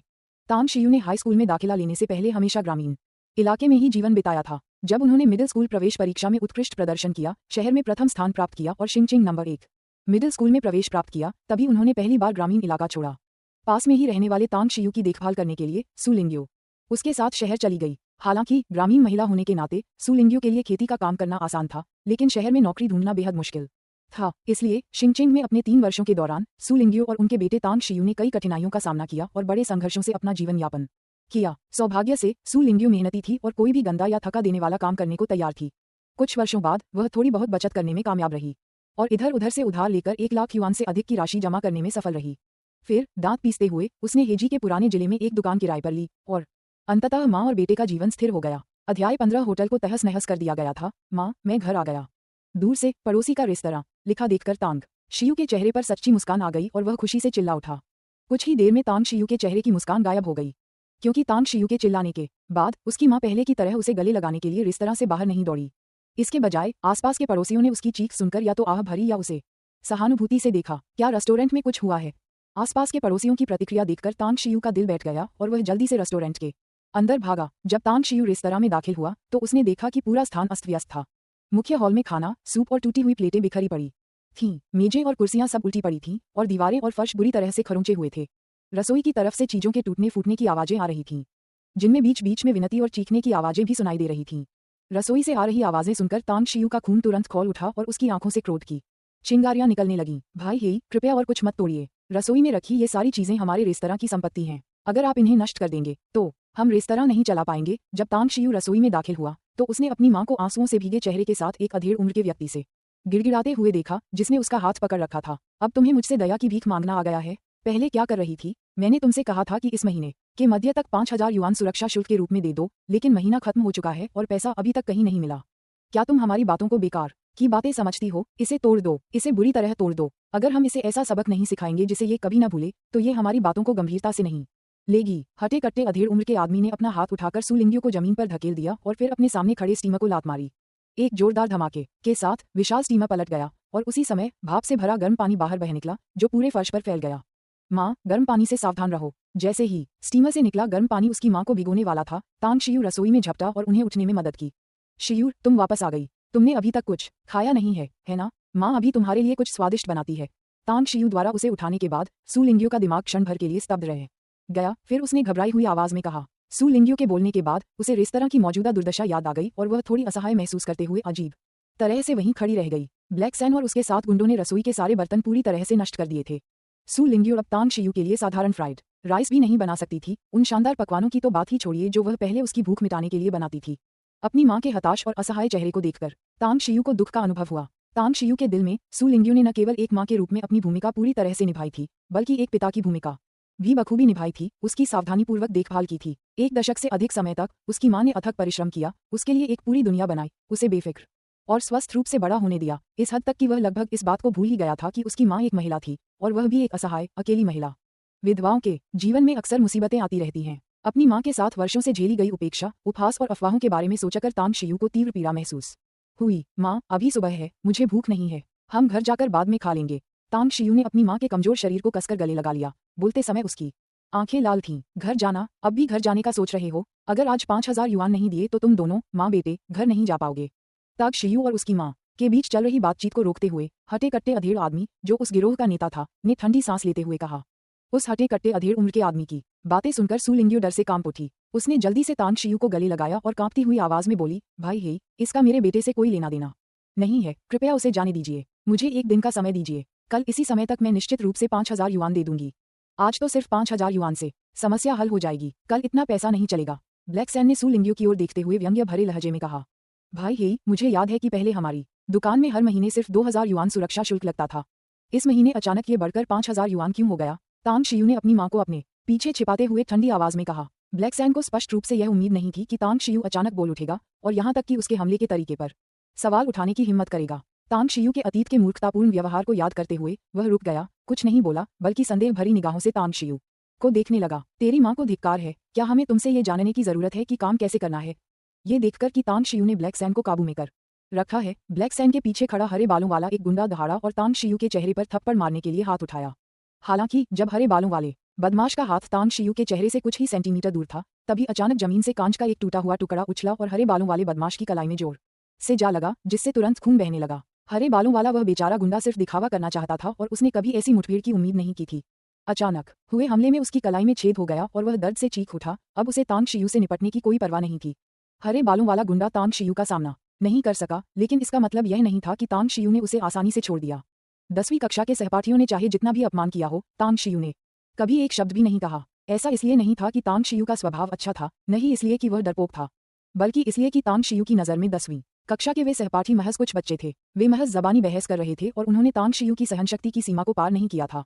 लेकिन उसके सामने खड़े ये गुंडे अलग थे। उन्होंने न केवल उसकी माँ की मेहनत को बर्बाद किया था, बल्कि उसे इस कदर परेशान कर दिया था कि उसे शारीरिक और मानसिक दोनों तरह की क्षति पहुंची थी। इससे तांग शियू बेहद क्रोधित हो गया। सबसे महत्वपूर्ण बात यह थी कि तांग शियू के दिल में उसकी माँ ही एकमात्र ऐसी चीज थी जिसके लिए वह हमेशा तत्पर रहता था। इसलिए जिस क्षण इन बदमाशों ने रेस्तरां में तोड़फोड़ शुरू की, उसी क्षण से तांग शियू ने उन्हें मौत की सजा सुना दी थी। ये तो कहना ही नहीं कि उन्होंने उसकी माँ को जमीन पर धक्का दिया था। इससे पहले कि बाकी गुंडे कुछ समझ पाते, तांग शियू आगे बढ़ गया और हरे बालों वाले गुंडे के बगल में खड़ा हो गया। उसने हरे बालों वाले गुंडे के घुटने पर लात मारी, जिससे वह सीधे जमीन पर गिर गया। फिर उसके चेहरे पर पैर रखकर उसे पूरी तरह चुप करा दिया। तांग शियू की हरकतें खरगोश और बाज की तरह तेज और सटीक थीं, इतनी तेज कि हरे बालों वाला गुंडा काफी देर तक जमीन पर पड़ा कराहता और सिसकता रहा। तब जाकर दूसरे गुंडों को समझ आया कि क्या हुआ है। तुम बदमाश, तुम्हारी हिम्मत कैसे हुई हम पर हाथ उठाने की? क्या तुम्हें मरने की इच्छा है? कमीने, जल्दी से मेरे भाई को छोड़ दे, वरना मैं तेरे कुत्ते जैसे पैरों को अपाहिज कर दूंगा। ये जानकर कि उनके आदमी को तांग शियू ने मारा है, गुंडों का समूह क्रोधित हो गया। वे लगभग एक साथ तांग शियू की ओर दौड़े। केवल ब्लैक सैन ही स्थिर खड़ा रहा। उसकी आंखें चमक रही थीं और वह उत्सुकता से तांग शियू को देख रहा था। ब्लैक सैन 20 वर्षों से पुराने रिवर स्ट्रीट इलाके में सक्रिय था और उसे उस इलाके की हर बात की गहरी जानकारी थी। हालांकि नेबर्स रेस्टोरेंट को खुले हुए आधा साल भी नहीं हुआ था, फिर भी ब्लैक सैन ने उसके इतिहास की पूरी छानबीन कर ली थी। ब्लैक सैन के अनुसार नेबर्स रेस्टोरेंट की सू लिंग्यू ग्रामीण इलाके से आई थीं और अपने साथ एक अधेड़ उम्र के बेटे को भी लाई थीं। रेस्टोरेंट खोलने से पहले उन्होंने कई तरह के काम किए थे। ईंटें ढोना, सीमेंट की बोरियां उठाना, कचरा इकट्ठा करना, सुपरमार्केट में क्लर्क का काम करना, फास्ट फूड डिलीवर करना। जब तक उन्हें पैसे कमाने का मौका मिलता, यह महिला खुशी खुशी कोई भी गंदा या थकाने वाला काम करती थी, एक आम बाहरी व्यक्ति की तरह। 1 महीने पहले धूप का चश्मा पहने एक व्यक्ति अचानक ब्लैक सैन के पास आया और सू लिंग्यू और उसके बेटे तांग शियू से निपटने के लिए 1 लाख युआन की पेशकश की। हालांकि ब्लैक सैन को सू लिंग्यू की दुर्दशा से सहानुभूति थी, लेकिन उससे कोई रिश्ता नहीं था। सू लिंग्यू और 1 लाख युआन में से किसी एक को चुनने का विकल्प मिलने पर ब्लैक सैन ने बिना किसी हिचकिचाहट के युआन को चुना। क्या सू लिंग्यू का बेटा तांग शियू एक मूर्ख नहीं है? मेरे पिछले अवलोकन के आधार पर तांग शियू का दिमाग वाकई समस्याग्रस्त था। आज वह तर्कसंगत ढंग से बोलता है और निर्दयता से कार्य करता है, जो किसी मूर्ख से बिल्कुल अलग है। ऐसा कैसे हो सकता है? सनग्लास पहने आदमी के मिशन में पड़ोसी के रेस्तरां को परेशान करना महज एक चारा था और सू लिंग्यू पर अत्याचार करना भी एक जाल था। उनका मकसद तांग शियू को उकसाना था, उन्हें वास्तव में तांग शियू से निपटना था। इसी वजह से ब्लैक सैन ने तांग शियू के व्यवहार में कोई बदलाव आने पर कड़ी नजर रखी। एक मूर्ख तो मूर्ख ही होता है। यहाँ 7 वयस्क हैं और वह कमजोर किशोर हम पर हमला करने की हिम्मत कर रहा है। स्थिति से पूरी तरह बेखबर, क्या वह खुद मुसीबत मोल नहीं ले रहा है? थोड़ी देर बाद ब्लैक सैन ने अपना सिर हिलाया और सू लिंग्यू की ओर देखा। ब्लैक सैन ने इससे पहले कभी सू लिंग्यू को गंभीरता से नहीं देखा था। वह बस यही सोचता था कि उसकी पृष्ठभूमि दयनीय है और चरित्र प्रशंसनीय है। आज सू लिंग्यू को ध्यान से देखने के बाद उसने पाया कि वह एक दुर्लभ सुंदरता है, जो उसने अब तक देखी अधिकांश महिलाओं से कहीं अधिक सुंदर है, जिससे उसके मन में क्षण भर के लिए दुर्भावना उत्पन्न हुई। अगर सू लिंग्यू मेरे साथ रहने को तैयार होती तो मैं उस पर हाथ भी नहीं उठाता। दुर्भाग्य से सू लिंग्यू बहुत जिद्दी है और मेरी बातों में बिल्कुल नहीं आती। पिछले महीने सू लिंग्यू के जबरदस्त विरोध को याद करते हुए ब्लैक सैन ने अपना सिर हिलाया और उसके मन में बेचैनी उमड़ पड़ी। जब ब्लैक सैन विचारों में डूबा खड़ा था, तब दूसरी तरफ युद्ध पूरे जोरों पर था। जब बाकी 5 गुंडों ने दहाड़ते हुए तांग शियू पर हमला किया, तो तांग शियू ने जरा भी डर नहीं दिखाया, बल्कि उसका चेहरा उत्साह से भर गया था। अपने पैर के एक झटके से हरे बालों वाला गुंडा उछला और सीधे सामने से उस पर हमला कर रहे 3 गुंडों से जा टकराया। तुरंत बाद तांग शियू ने अपना दूसरा पैर भी आगे बढ़ाया और पीछे से छुपकर हमला करने की कोशिश कर रहे व्यक्ति को गिरा दिया। वह व्यक्ति दर्द से चीखते हुए गर्म पानी में जा गिरा। जैसे ही आखिरी व्यक्ति की मुट्ठी तांग शियू के माथे पर लगने ही वाली थी, तांग शियू ने व्यंग्य किया। उसने अचानक 2 उंगलियां बढ़ाईं, प्रतिद्वंद्वी की कलाई को छुआ और फिर प्रतिद्वंद्वी की मुट्ठी को हवा में ही रोक दिया। 5 गुंडों को आसानी से काबू में करने के बाद तांग शियू ने अपनी निगाहें उस हटे कट्टे अधेड़ उम्र के आदमी की ओर घुमाईं। उसका चेहरा एकदम ठंडा था। ब्लैक सैन, हमारे रेस्टोरेंट का सारा सामान तुमने लगभग पूरी तरह से नष्ट कर दिया है। अब मुआवजे के मुद्दे पर बात करते हैं। अध्याय 16 हिंसा का मुकाबला हिंसा से करना। तुम मुझसे मुआवजे की बात कर रहे हो? क्या तुम होश में हो? तांग शियू की युद्ध क्षमता से चकित होने के बावजूद ब्लैक थरी उससे डरा नहीं, बल्कि उसकी आंखों में द्वेष की चमक थी और उसके चेहरे पर एक शरारती मुस्कान थी। हालांकि तांग शियू ने लड़ाई के दौरान अत्यंत परिष्कृत युद्ध कौशल और तकनीक का प्रदर्शन किया, लेकिन ब्लैक थरी एक साधारण व्यक्ति होने के नाते इसे समझ नहीं सका। ब्लैक थरी ने अवचेतन रूप से तांग शियू को केवल शारीरिक शक्ति से युक्त एक उग्र स्वभाव का युवक समझ लिया। मैंने तुम्हारा रेस्टोरेंट तहस नहस कर दिया, लेकिन तुमने हमारे आदमियों को घायल कर दिया। तुम्हारे हिसाब से ज्यादा कीमती क्या है, रेस्टोरेंट या लोग? ब्लैक थरी धीरे धीरे तांग शियू के पास पहुंचा। उसकी आवाज धीमी थी और वह सवाल कर रहा था, भाई हे, बच्चा इतना समझदार नहीं है। हम आपसे माफी मांगते हैं, कृपया समझदारी दिखाएं और इसे नजरअंदाज कर दें। ब्लैक थरी का खौफनाक रूप देखकर सू लिंग्यू का दिल घबरा गया। वह एक चील की तरह अपने बच्चे की रक्षा करते हुए सीधी खड़ी हो गई और एक बार फिर तांग शियू को अपने पीछे छिपा लिया। क्या तुम्हें कुछ समझ नहीं आता? तुम्हें लगता है कि सिर्फ कुछ समझ नहीं आता कहने से हम पीछा छुड़ा लेंगे? क्या तुम हमें भिखारी समझते हो? ब्लैक थरी ने गुस्से से कहा और सू लिंग्यू को धक्का देकर एक तरफ कर दिया। लेकिन इससे पहले कि ब्लैक थरी का हाथ सू लिंग्यू को छू पाता, तांग शियू ने धीरे से अपनी माँ को अपनी बाहों में भर लिया और धीमी आवाज में कहा, माँ, कोई बात नहीं, इसे मुझ पर छोड़ दो, तुम बस किनारे से देखती रहो। जब तांग शियू बोल रहा था, उसने अपनी माँ का हाथ कसकर पकड़ रखा था और अनजाने में उसका अंगूठा उसकी छोटी उंगली के किनारे कलाई की सिलवट के अंत में स्थित शेनमेन एक्यू पॉइंट को धीरे से रगड़ रहा था। शेनमेन एक्यू पॉइंट नींद में मदद करता है। 1 महीने से सू लिंग्यू को ब्लैक थरी और उसके गुंडों द्वारा लगातार परेशान किया जा रहा था और रेस्टोरेंट का कारोबार ठप पड़ा था। वह पहले से ही शारीरिक और मानसिक रूप से थकी हुई थी, लेकिन अत्यधिक दबाव के कारण वह करवटें बदलती रही और सो नहीं पा रही थी। तांग शियू की मदद से सू लिंग्यू जल्दी ही थकान से बेहाल हो गई और उसकी पलकें झुकने लगीं। तांग शियू ने इस स्थिति का पूर्वाभास कर लिया था। उसके चेहरे पर एक दुर्लभ कोमलता प्रकट हुई और उसने अपने दूसरे हाथ से अनमियान एक्यू पॉइंट को छुआ, जो उसकी माँ के कान के पीछे के गड्ढे और पश्चकपाल हड्डी के नीचे के गड्ढे को जोड़ने वाली रेखा के मध्य बिंदु पर स्थित था। शेनमेन एक्यू पॉइंट की तरह अनमियान एक्यू पॉइंट का भी शांत करने और नींद लाने वाला प्रभाव होता है। तांग शियू की कोमल मालिश के चलते सू लिंग्यू ने जल्द ही अपना सिर झुकाया, उसे तांग शियू के कंधे पर टिकाया और गहरी नींद में सो गई। सू लिंग्यू के सो जाने के बाद उसकी पहले से तनी हुई भौहें धीरे धीरे शिथिल हो गईं और उसके चेहरे पर एक शांत और प्यारी सी मुस्कान भी आ गई। तुम तांग शियू को सू लिंग्यू को सम्मोहित करते देख ब्लैक थरी की आंखें लगभग बाहर निकल आईं और उसका मुंह थोड़ा खुला रह गया। वह काफी देर तक कुछ बोल नहीं पाया। तांग शियू द्वारा सू लिंग्यू को सम्मोहित करने के कृत्य ने ब्लैक थरी के दिल में जबरदस्त हलचल पैदा कर दी, जो तांग शियू द्वारा 6 गुंडों को मार गिराने के सदमे से कहीं अधिक थी। ये जानना जरूरी है कि सू लिंग्यू पहले से ही बेहद तनावग्रस्त और परेशान थी। ऐसी स्थिति में भले ही वह थकी हुई होती, फिर भी वह सो नहीं पाती। ऐसे में आसपास कई लोगों के रोने धोने की आवाज के बीच तो सोना और भी मुश्किल था। फिर भी तांग शियू ने महज 1 मिनट में सू लिंग्यू को गहरी नींद में सुला दिया। ये क्षमता वाकई अविश्वसनीय थी। ब्लैक थरी के चेहरे से चंचल मुस्कान गायब हो चुकी थी, उसकी जगह गंभीर भाव आ गए थे। मेरी माँ सो रही हैं, अब हम मुआवजे के बारे में ठीक से बात कर सकते हैं। आपके विचार से हमें मुआवजे का मुद्दा कैसे सुलझाना चाहिए? तांग शियू ने ब्लैक थरी की अतिरंजित प्रतिक्रिया को नजरअंदाज करते हुए उदासीनता से पूछा। तुम इसे कैसे सुलझाना चाहते हो? ब्लैक थरी को डर था कि तांग शियू अचानक उस पर हमला कर देगा और उसे भी सुला देगा। उसे लगा कि तांग शियू से भुगतान की मांग करते रहना व्यर्थ है और उसने पहले ही समझौता करने का फैसला कर लिया था। तुम खुद तय करो कि इसे कैसे सुलझाना है। अगर तुम पर्याप्त ईमानदारी नहीं दिखाते तो मुझे तुम्हें ये याद दिलाने में कोई आपत्ति नहीं होगी। तांग शियू का चेहरा ठंडा पड़ गया और उसने सख्ती से कहा। ब्लैक थरी को स्पष्ट रूप से तांग शियू के इतने दृढ़ रवैये की उम्मीद नहीं थी और तांग शियू के तिरस्कारपूर्ण व्यवहार ने भी उसे बहुत नाराज कर दिया। तांग शियू को देर तक घूरने के बाद ब्लैक थरी गुस्से में हंसे बिना नहीं रह सका। उसने तांग शियू की नाक की ओर इशारा करते हुए कहा, बच्चे, मैंने ब्लैक थरी ने अनगिनत लोगों को देखा है और तुम सबसे साहसी हो जिनसे मैं आज तक मिला हूँ। यह मत सोचो कि तुम्हें कुछ साधारण एक्यू पॉइंट तकनीकें आती हैं तो तुम मनमानी कर सकते हो। जब मैंने ब्लैक थरी ने पाताल लोक में शुरुआत की थी तब तुम अपनी माँ के गर्भ में थे। मेरा इरादा तो इसे शांतिपूर्वक सुझाने और दोस्ती करने का था। चूंकि तुम इतने असहयोगी हो तो मुझे निर्दयी होने के लिए दोष मत देना। ब्लैक थरी ने बोलते ही अपने हाथ से एक बटरफ्लाई चाकू निकाला और उसकी आंखों में खून की प्यास छलकने लगी। ब्लैक थरी के हाथ में तितली के आकार का चाकू लहरा रहा था, जो आंखों को चकाचौंध कर रहा था और हवा की सीटी जैसी आवाज से दमन का गहरा एहसास हो रहा था। ब्लैक थरी ने तांग शियू को उपहास और तिरस्कार भरी निगाहों से देखा। बटरफ्लाई नाइफ में वास्तव में कोई घातक शक्ति नहीं होती। मार्शल आर्ट का अभ्यास करने वाले लोग कभी भी बटरफ्लाई नाइफ को अपने हथियार के रूप में इस्तेमाल नहीं करेंगे। खंजर, संगीन, लाठी, पुलिस की डंडे, यहाँ तक कि रसोई के चाकू और छुरी भी बटरफ्लाई नाइफ से कहीं अधिक घातक होते हैं। हालांकि ब्लैक थरी को बटरफ्लाई नाइफ बहुत पसंद थे क्योंकि घुमाने पर वे देखने में बहुत आकर्षक लगते थे। 20 वर्षों से अधिक समय तक ब्लैक थरी ने बटरफ्लाई नाइफ के साथ लगन से अभ्यास किया था, यहाँ तक कि अनगिनत नाइफ अपने ऑर्डर पर बनवाए थे और उन्होंने इनके साथ अपने खुद के अभ्यास के तरीके विकसित कर लिए थे। परिणामस्वरूप 2 दशकों से अधिक समय में जो दूसरों की नजरों में महज एक दिखावटी चाल थी, वह ब्लैक थरी का तुरुप का पत्ता बन गई थी। ब्लैक थरी के आक्रामक दबाव के आगे झुकते हुए तांग शियू ने एक कदम पीछे लिया, फिर दूसरा कदम। रसोई की जगह पहले से ही तंग थी। तांग शियू के 6 कदम पीछे हटने के बाद उसकी पीठ दीवार से लग गई थी और पीछे हटने के लिए कोई जगह नहीं बची थी। बच्चे, मुझे लगता है कि तुम उतने दिमागी रूप से कमजोर नहीं हो जितना अफवाह है, बल्कि तुम बहुत ही दृढ़ निश्चयी व्यक्ति हो। कैसा रहेगा अगर तुम अपनी माँ को मेरे साथ रहने के लिए मना लो और मैं अब से तुम दोनों की रक्षा करूंगा। तांग शियू को कोने में धकेला हुआ देखकर ब्लैक थरी के चेहरे पर थोड़ी क्रूरता झलक गई और वह शरारती मुस्कान के साथ मुस्कुराया।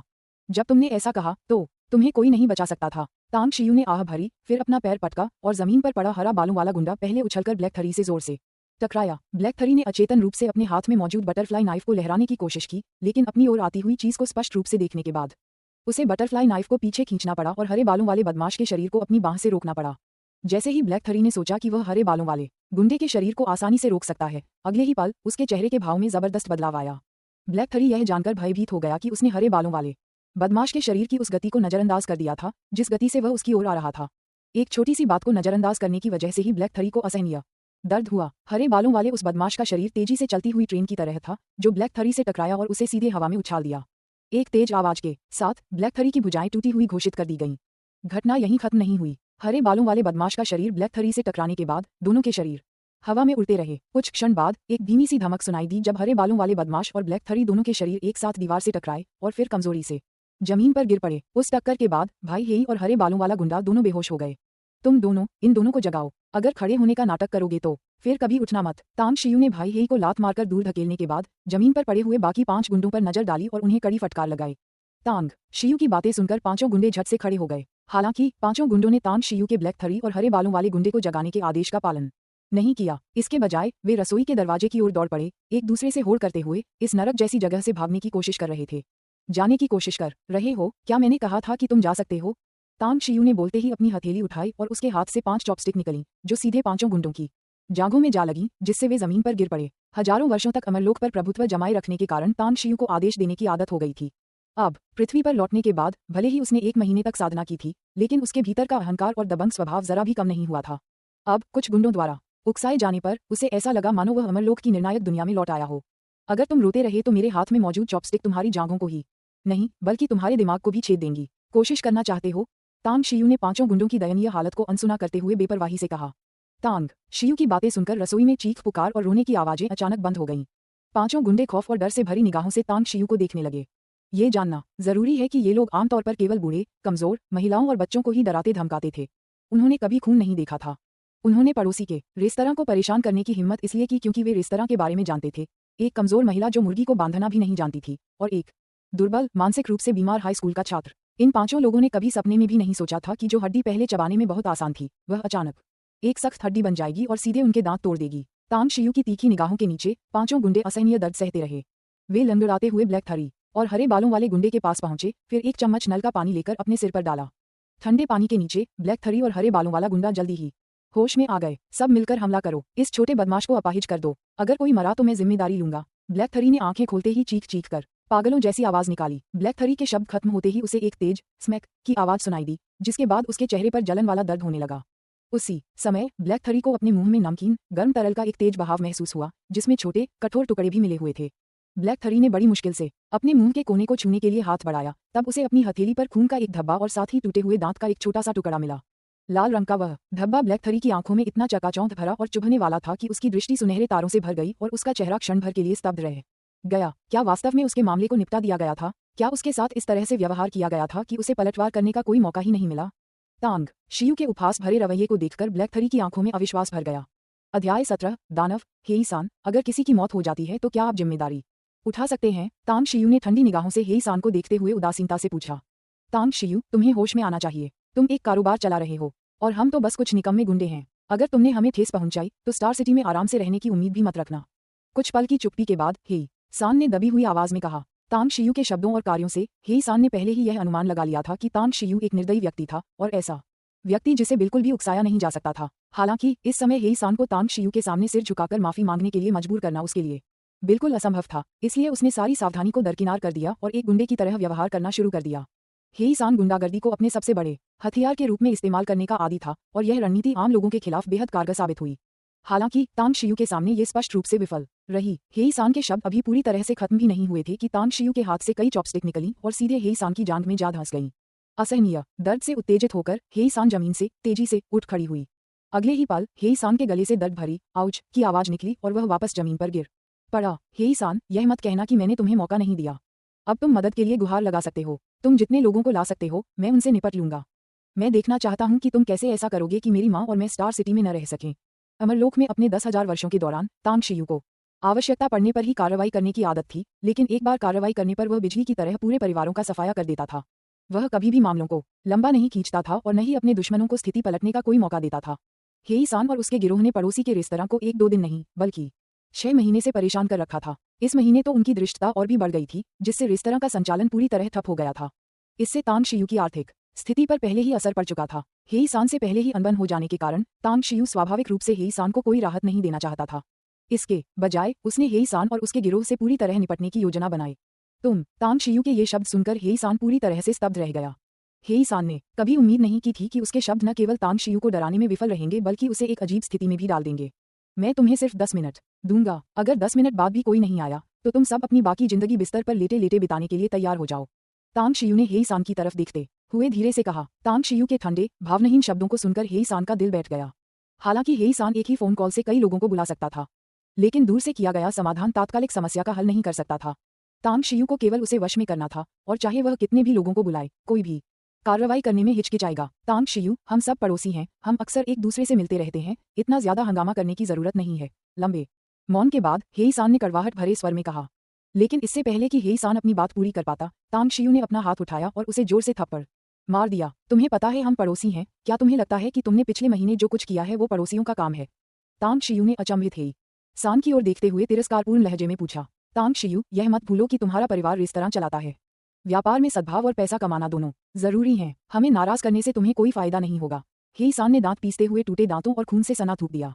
क्या ऐसा है? तो मैं देखना चाहूंगा कि तुम्हें नाराज करने के क्या परिणाम होते हैं। ये सुनकर तांग शियू क्रोधित होने के बजाय मुस्कुराया और हेई सान के चेहरे पर 2 और थप्पड़ मार दिए। बेचारा हेई सान 20 वर्षों से अधिक समय से हेजी के पुराने जिले में सर्वोच्च स्थान पर था। उसने कभी कोई कष्ट नहीं सहा था, आज की तरह लगातार थप्पड़ खाना तो दूर की बात थी। तांग शियू के इस हमले से वह पूरी तरह स्तब्ध रह गया। तांग शियू से हेई सान को किसी भी प्रकार की हत्या की मंशा का आभास नहीं हुआ, जिसके कारण हेई सान को पहले लगता था कि तांग शियू एक हानि रहित हंसमुख लड़का है। लेकिन तांग शियू द्वारा निपटाए जाने के बाद जब हेई सान ने तांग शियू का ध्यानपूर्वक पुनः परीक्षण किया तो तांग शियू के प्रति उसकी धारणा में एक बड़ा बदलाव आया। तांग शियू के मन में किसी को जान से मारने का इरादा नहीं था, लेकिन उसकी आंखों में उदासीनता झलक रही थी, जीवन के प्रति एक तरह की बेपरवाही। जीवन के प्रति यह उदासीनता जान से मारने के इरादे से कहीं अधिक भयावह थी। हेई सान का दिमाग खराब हो गया है। क्या आप में से कोई होश में है? जो होश में है जल्दी करो और मदद के लिए पुकारो। 10 मिनट कोई लंबा समय नहीं है। तांग शियू ने देखा कि हेई सान बुरी तरह पिट गया है, इसलिए उसने बाकी बचे कुछ लोगों की ओर देखा और बेसब्री से उनसे कहा। बाकी बचे कुछ लोग हेई सान के साथ हो रहे इतने बुरे बर्ताव को देखकर डर से कांप रहे थे। जब तांग शियू ने अचानक उनकी तरफ ध्यान दिया तो उनके शरीर थरथरा उठे। एक एक करके वे जल्दी से नजरें हटा लेते थे, तांग शियू की बातों को अनसुना करने का नाटक करते हुए, साथ ही प्रार्थना करते थे कि तांग शियू की नजर उन पर न पड़े। लगता है सबका दिमाग खराब हो गया है। अगर ऐसा है तो मुझे बदतमीजी करने के लिए दोष मत देना। रसोई में मौजूद सभी लोगों की प्रतिक्रिया देखकर तांग शियू ने व्यंग्य किया और फिर अपना पैर घुमाकर हैरान परेशान हेई सान को गिरा दिया। एक धीमी सी आवाज के साथ हेई सान सिर के बल कूड़ेदान में गिर गया। रेस्तरां का कूड़ेदान चिकने पानी से भरा हुआ था। पहले हेई सान और उसके साथियों ने कूड़ेदान को गंदा समझा था, इसलिए तोड़फोड़ करते समय उन्होंने जानबूझकर उससे दूरी बनाए रखी थी। नतीजतन कूड़ेदान में तरह तरह की चिकनाई, बचा हुआ खाना जमा हो गया था और उससे एक खट्टी दुर्गंध आ रही थी। जब हेई सान कूड़ेदान में गिरा तो उसके गले से दर्द भरी एक दबी हुई चीख निकल गई। उसी समय उसने अपने हाथ पैर पटके, जिससे सारा कूड़ा कमरे में फैल गया। अपने टूटे हुए हाथों के कारण हेई सान ने अपनी पूरी ताकत लगा दी, लेकिन फिर भी वह कूड़ेदान से बाहर नहीं निकल सका। जितना अधिक वह संघर्ष करता उतनी ही अधिक ऑक्सीजन की खपत होती और अंततः वह लगभग दम घुटने की स्थिति में पहुंच गया। उसके शरीर की हरकतें धीरे धीरे धीमी होती गईं और उसकी आवाज भी धीरे धीरे मंद पड़ने लगी। हेई सान के शरीर को कभी कभार फड़कते हुए और कूड़ेदान से लगातार बुलबुले निकलते हुए देखकर, फिर तांग शियू को कूड़ेदान के बगल में शांति से खड़े देखकर, बाकी 6 गुंडे अब और दिखावा नहीं कर सकते थे। आज से पहले ये 6 गुंडे हेई सान की अंधभक्ति से पूजा करते थे, उन्हें अजेय और सर्वशक्तिमान मानते थे। उनके दिलों में हेई सान अजेय थे, लेकिन जब उन्होंने देखा कि तांग शियू ने हेई सान को बार बार बुरी तरह पीटा और हेई सान लगभग पलटवार करने में असमर्थ था, तो उनके दिलों में हेई सान की छवि पूरी तरह से चकनाचूर हो गई। उसी समय तांग शियू की राक्षसी छवि उनके मन में स्थापित हो गई और गहरी जड़ें जमा लीं। 6 मिनट बीत गए और तुमने अभी तक मदद के लिए फोन नहीं किया। लगता है आज तुम में से कोई भी जिंदा नहीं जाना चाहता। जैसे ही 6 बदमाश कूड़ेदान को घूर रहे थे, अचानक एक भयानक आवाज उनके कानों में गूंजी, जिसने उन्हें बिजली की कड़क की तरह चौंका दिया। तांग शियू की बातें सुनकर 2 डरपोक लोग सीधे जमीन पर गिर पड़े। बाकी लोग भी कांप उठे, उनकी आंखों में डर और खौफ साफ झलक रहा था। वे तांग शियू को देख रहे थे। हर किसी को अपनी गलतियों की कीमत चुकानी पड़ती है। चूंकि तुम मदद के लिए गुहार लगाने को तैयार नहीं हो, तो तुम भी हेई सान की तरह कूड़ेदान में जाकर पड़े रहो। जब हेई सान का शरीर धीरे धीरे बेजान हो गया और संघर्ष का कोई संकेत नहीं दिखा, तो तांग शियू ने भौहें चढ़ाई, फिर हाथ बढ़ाकर हेई सान का एक पैर पकड़ा और उसे कूड़ेदान से बाहर खींच लिया। हेई सान को कचरे की तरह जमीन पर फेंकने के बाद तांग शियू ने अन्य गुंडों की गुहारों को अनसुना कर दिया और हरे बालों वाले उस गुंडे को, जिसने उसे पहले उकसाया था, कूड़ेदान में फेंक दिया। हरे बालों वाले उस बदमाश के हाथ नहीं टूटे थे। कूड़ेदान में गिरने के तुरंत बाद ही वह उससे बाहर निकलने के लिए संघर्ष करने लगा, लेकिन हरे बालों वाले उस बदमाश के ताजी हवा में सांस लेने से पहले ही उसने एक तेज सरसराहट की आवाज सुनी, जिसके बाद दोनों हाथों में तेज दर्द हुआ और फिर उसके हाथ बेजान होकर लटक गए। हरे बालों वाले उस बदमाश ने गुस्से से तांग शियू की ओर देखा, लेकिन तांग शियू ने उसे उपहास भरी नजरों से देखा। उस अहम मौके पर तांग शियू ने ही 2 चॉपस्टिक का इस्तेमाल करके हरे बालों वाले गुंडे की बाहों को छेद दिया था। इससे पहले कि हरे बालों वाला गुंडा कुछ बोल पाता, तांग शियू ने उसे फिर से लात मारी और हरे बालों वाला गुंडा बड़ी आसानी से लकड़ी के बैरल में गिर गया। इस बार हरे बालों वाले उस बदमाश ने संघर्ष जारी नहीं रखा, क्योंकि उसमें संघर्ष करने की क्षमता ही नहीं बची थी। कूड़ेदान में हरे बालों वाले बदमाश के तड़पते शरीर और जमीन पर बेसुध पड़े हेई सान को देखकर, जो मानो जिंदा हो या मर गया हो, बाकी 5 बदमाशों की रूह कांप उठी। उन्होंने कभी सोचा भी नहीं था कि हेई सान और हरे बालों वाले बदमाश का दिन इतना बुरा होगा। ये सोचकर कि हेई सान और ग्रीन हेयर जैसा ही हशर उन पर भी आने वाला है, बाकी पांचों तुरंत गिर पड़े। एक दूसरे को देखकर वे बिना किसी झिझक के तांग शियू के सामने घुटने टेक दिए। भाई तांग, इसके लिए हम पूरी तरह से दोषी नहीं हैं। किसी ने हमें आपके परिवार के रेस्तरां को लगातार परेशान करने के लिए पैसे दिए थे, इसीलिए हमने विशेष रूप से आपके रेस्तरां को निशाना बनाया। भाई तांग, हमने किसी के कहने पर पैसे लिए थे। आपने हमें मारा पीटा है, गालियां दी हैं, कृपया हमें जाने दीजिए। हम समाज के निचले तबके में रहने वाले कुछ मामूली बदमाश हैं और कई बार हम खुद की मदद नहीं कर पाते। भाई तांग, हालांकि हमने आपकी दुकान तोड़ दी, लेकिन हम भगवान की कसम खाते हैं कि हमने आपकी मां पर कभी हाथ नहीं उठाया, उन्हें छुआ तक नहीं। हम में से केवल हेई सान और हरे बालों वाले ही वास्तव में निर्दयी हैं, बाकी हम सब तो बस संख्या पूरी करने के लिए यहाँ हैं। जैसे ही पहले व्यक्ति ने दया की भीख मांगना शुरू किया, बाकी लोगों ने भी अपनी शिकायतें बेतरतीब ढंग से उगल दी। अपने से एक पीढ़ी बड़े इन गुंडों को उसे भाई कहते हुए देखकर तांग शियू को एक तरह की बेतुकी अनुभूति हुई। हालांकि तांग शियू ने अमर लोक में अपने 10,000 वर्षों के दौरान इससे कहीं अधिक बेतुकी और विचित्र चीजें देखी थीं, इसलिए स्वाभाविक रूप से वह अपने सामने मौजूद लोगों की प्रतिक्रियाओं से आश्चर्यचकित नहीं थे। हर किसी का अपना जीवन यापन का तरीका होता है, चाहे वह उच्च पद पर हो या मामूली शख्सियत। जब वे कुछ लोग रोते और गिड़गिड़ाते हुए गिड़गिड़ा रहे थे, तब वे चुपके से तांग शियू की ओर देखना और उसकी प्रतिक्रिया का अवलोकन करना नहीं भूले। जब इन बदमाशों ने तांग शियू की चापलूसी और सम्मान के प्रति उदासीन प्रतिक्रिया देखी, तो उनके दिलों में तांग शियू का दर्जा फिर से बढ़ गया और साथ ही वह अविश्वसनीय रूप से रहस्यमय बन गया। क्योंकि उनकी जांच के अनुसार तांग शियू एक दूरस्थ गांव का एक साधारण हाई स्कूल छात्र था जो स्टार सिटी में पढ़ने आया था, और वह एक ऐसा हाई स्कूल छात्र भी था जो एक कार दुर्घटना का शिकार हुआ था और उसे कुछ मानसिक समस्याएं थीं। हालांकि आज की गहन बातचीत से यह स्पष्ट हो गया कि अफवाहें और सच्चाई में बहुत बड़ा अंतर था। हमारे रेस्टोरेंट को तोड़ने के लिए तुम्हें किसने पैसे दिए? कुछ पल की चुप्पी के बाद गुंडों की भयभीत निगाहों के नीचे तांग शियू ने कठोर स्वर में पूछा। उसकी आवाज में निर्मम ठंडक थी। अध्याय 18। पर्दे के पीछे का असली हत्यारा तांग शियू ने शुरू में ही इन बदमाशों की जान लेने का मन बना लिया था। हालांकि अपनी बाहों में अपनी मां को देखते ही तांग शियू के मन में थोड़ी सी झिझक पैदा हो गई। हत्या करना मुश्किल नहीं था, लेकिन उसके बाद की स्थिति से निपटना एक बड़ी समस्या थी। अगर उसकी मां न होती तो तांग शियू बिना किसी डर के, बिना किसी समस्या की चिंता किए हत्या कर सकता था। इस भावनात्मक बंधन के कारण तांग शियू ने अमर लोक में की गई अपनी मनमानी से हत्या करने की हिम्मत नहीं की। उससे पहले के बदमाशों के शब्दों ने भी तांग शियू के मन में करुणा की भावना जगा दी। हालांकि यह कहा जाता था कि जो लोग दया के पात्र होते हैं उनमें कुछ न कुछ घृणा भी जरूर होती है, लेकिन इन लोगों ने तो सिर्फ तोड़फोड़ की थी। उनकी मां को पीटा नहीं था, उनका अपराध मृत्युदंड के योग्य नहीं था, और इसके अलावा कोई और छिपा हुआ मकसद भी प्रतीत होता था। भाई तांग, उस समय हमसे संपर्क करने वाला व्यक्ति चश्मा पहने एक अधेड़ उम्र का आदमी था, लेकिन उससे विशेष रूप से बातचीत करने वाला व्यक्ति ब्लैक थरी था। चश्मा पहने उस आदमी की असली पहचान हम नहीं जानते। ये देखकर कि उसकी बात ने तांग शियू का ध्यान आकर्षित कर लिया है, एक गुंडे ने बेकाबू खुशी से कहा। मुझे भी चश्मा पहने उस आदमी की पहचान नहीं पता, लेकिन मैंने ब्लैक थरी के साथ उसकी बातचीत सुनी। चश्मा पहने वह आदमी ब्रदर टैंग से बहुत नफरत करता हुआ लग रहा था। रेस्टोरेंट में हमें परेशान करने के पीछे उसका मकसद तुम्हें उकसाना और फिर तुम्हें अपाहिज करना था। उसने तो इनाम भी रखा था। एक और गुंडे ने बिना झिझक के बातचीत को आगे बढ़ाया, लेकिन बोलते बोलते उसकी आवाज धीमी होती गई। डिंगजी रेंच, अगर तुम अस्वाभाविक मौत नहीं मरना चाहते तो बोलो, मैं गारंटी देता हूं कि मैं तुम्हारी मौत जल्दी करवा दूंगा। ब्लैक थरी की आवाज अचानक कमरे में गूंज उठी। पता चला कि ब्लैक थरी किसी समय जाग गया था। वह अभी अभी बात कर चुके दोनों बदमाशों को धमकी भरी निगाहों से घूर रहा था, और यही वजह थी कि रेंच आगे बोलने की हिम्मत नहीं कर पाया। ऐसे समय में भी ब्लैक थरी को उपद्रव करते देख तांग शियू का चेहरा गुस्से से लाल हो गया। अगले ही पल हरे बालों वाले उस बदमाश को कूड़ेदान से बाहर निकाल लिया गया, और तांग शियू ने ब्लैक थरी को एक बार फिर कूड़ेदान में फेंक दिया। इस समय तक हरे बालों वाला वह बदमाश बेहोश हो चुका था, लेकिन जमीन पर लेटे हुए उसके मुंह और नाक दोनों से पीला झाग निकल रहा था। रिंच, जारी रखो। तांग शियू ने एक कपड़ा उठाया, अपने हाथ पोंछे और लापरवाही से ब्लैक थरी की ओर इशारा किया। रैंच ने कूड़ेदान में छटपटाते हुए ब्लैक थरी पर एक नजर डाली, फिर जमीन पर पड़े हरे बालों वाले बदमाश पर, जिसके मुंह से झाग निकल रहा था।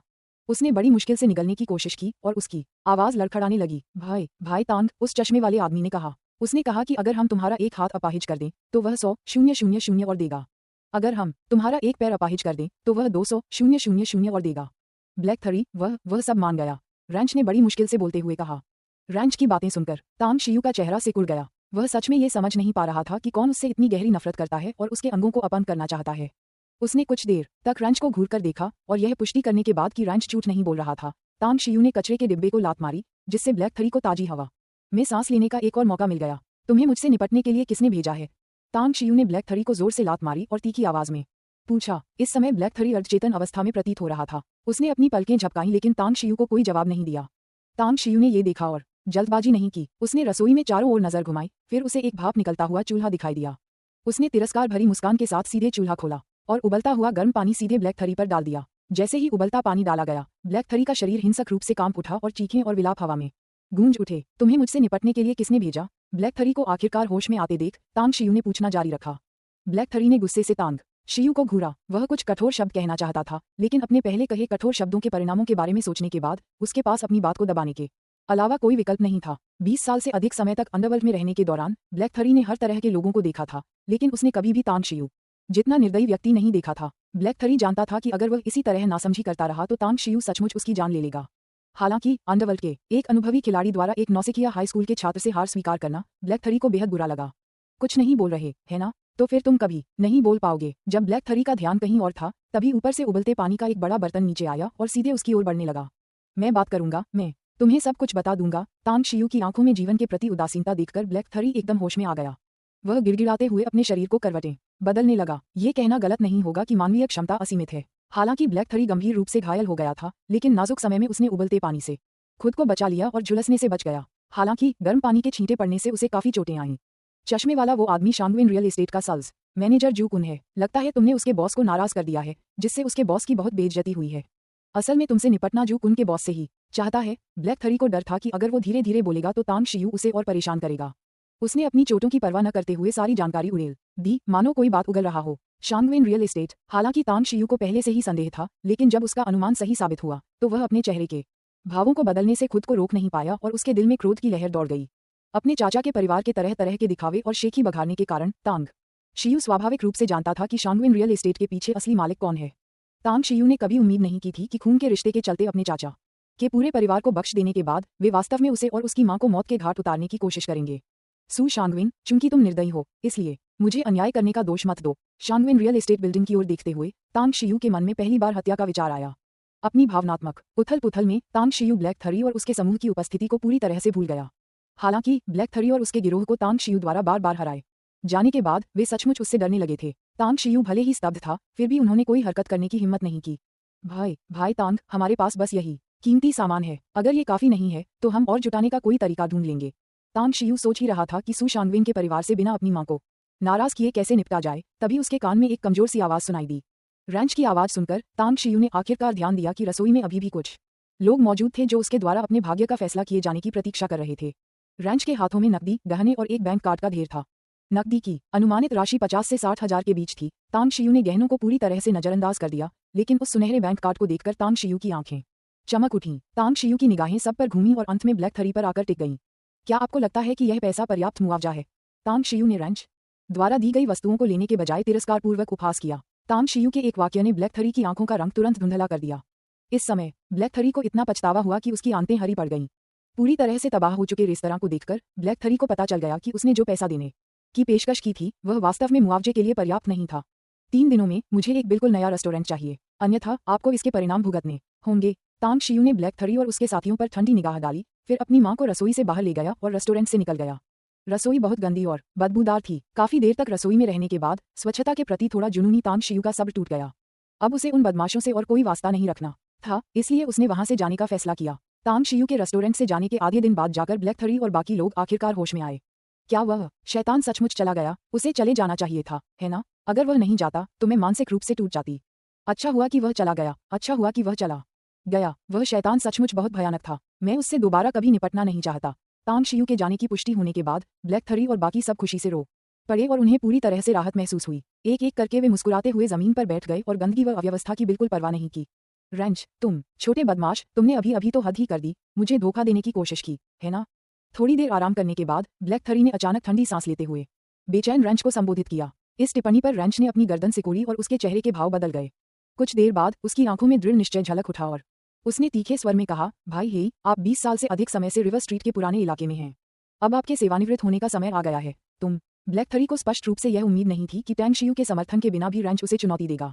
उसने भौहें चढ़ाईं, रैंच को डांटने का इरादा किया, लेकिन जैसे ही उसने एक शब्द बोला उसे एहसास हुआ कि उसके आसपास का माहौल कुछ अजीब सा है। ग्रीन हेयर के अलावा रसोई में मौजूद बाकी 5 बदमाश रैंच के साथ थे और वे सभी उसे शरारती निगाहों से देख रहे थे। भाई हे, जब हम सबसे ज्यादा खोए हुए और असहाय थे तब हमें शरण देने और भोजन कराने के लिए आपका बहुत बहुत धन्यवाद। हमने आपके लिए बहुत कुछ किया है जो आपकी दयालुता का बदला चुकाने के लिए काफी है, लेकिन हम अब आपका अनुसरण नहीं करना चाहते क्योंकि आप बहुत क्रूर, स्वार्थी और सिद्धांतों से पूरी तरह विहीन हैं। रैंच ने एक एक शब्द करके कहा और ब्लैक थरी आश्चर्य से उसे देखता रहा। अंडरवर्ल्ड में भी नियम होते हैं, लेकिन तुम उनका पालन नहीं करते। यह वो अंडरवर्ल्ड नहीं है जो हम चाहते हैं। रैंच ने सारा कैश, गहने और बैंक कार्ड अपनी जेब में ठूंस लिया और उदास स्वर में कहा, आज से मैं तुम्हें रिवर स्ट्रीट के पुराने इलाके में नहीं देखना चाहता। अपना ख्याल रखना। ये शब्द कहने के बाद रैंच मुड़ा और रेस्तरां से बाहर निकल गया। ब्लैक थरी को एक दृढ़ पीठ के साथ वहीं छोड़ गया। भाई हे, आप हमें आपके साथ विश्वासघात करने के लिए दोषी नहीं ठहरा सकते। इसके लिए आप अपनी अविवेकिता और स्वार्थ को दोष दें। भाई हे, सत्ता पर पुनः अधिकार पाने के बारे में सोचना भी मत। पिछले 2 वर्षों में जब आप हर दिन अपने आरामदेह माहौल में मौज मस्ती कर रहे थे और अपने भाइयों को मजदूरों की तरह इस्तेमाल कर रहे थे, तब भाई रैंच ने पहले ही सबका पूर्ण समर्थन प्राप्त कर लिया था।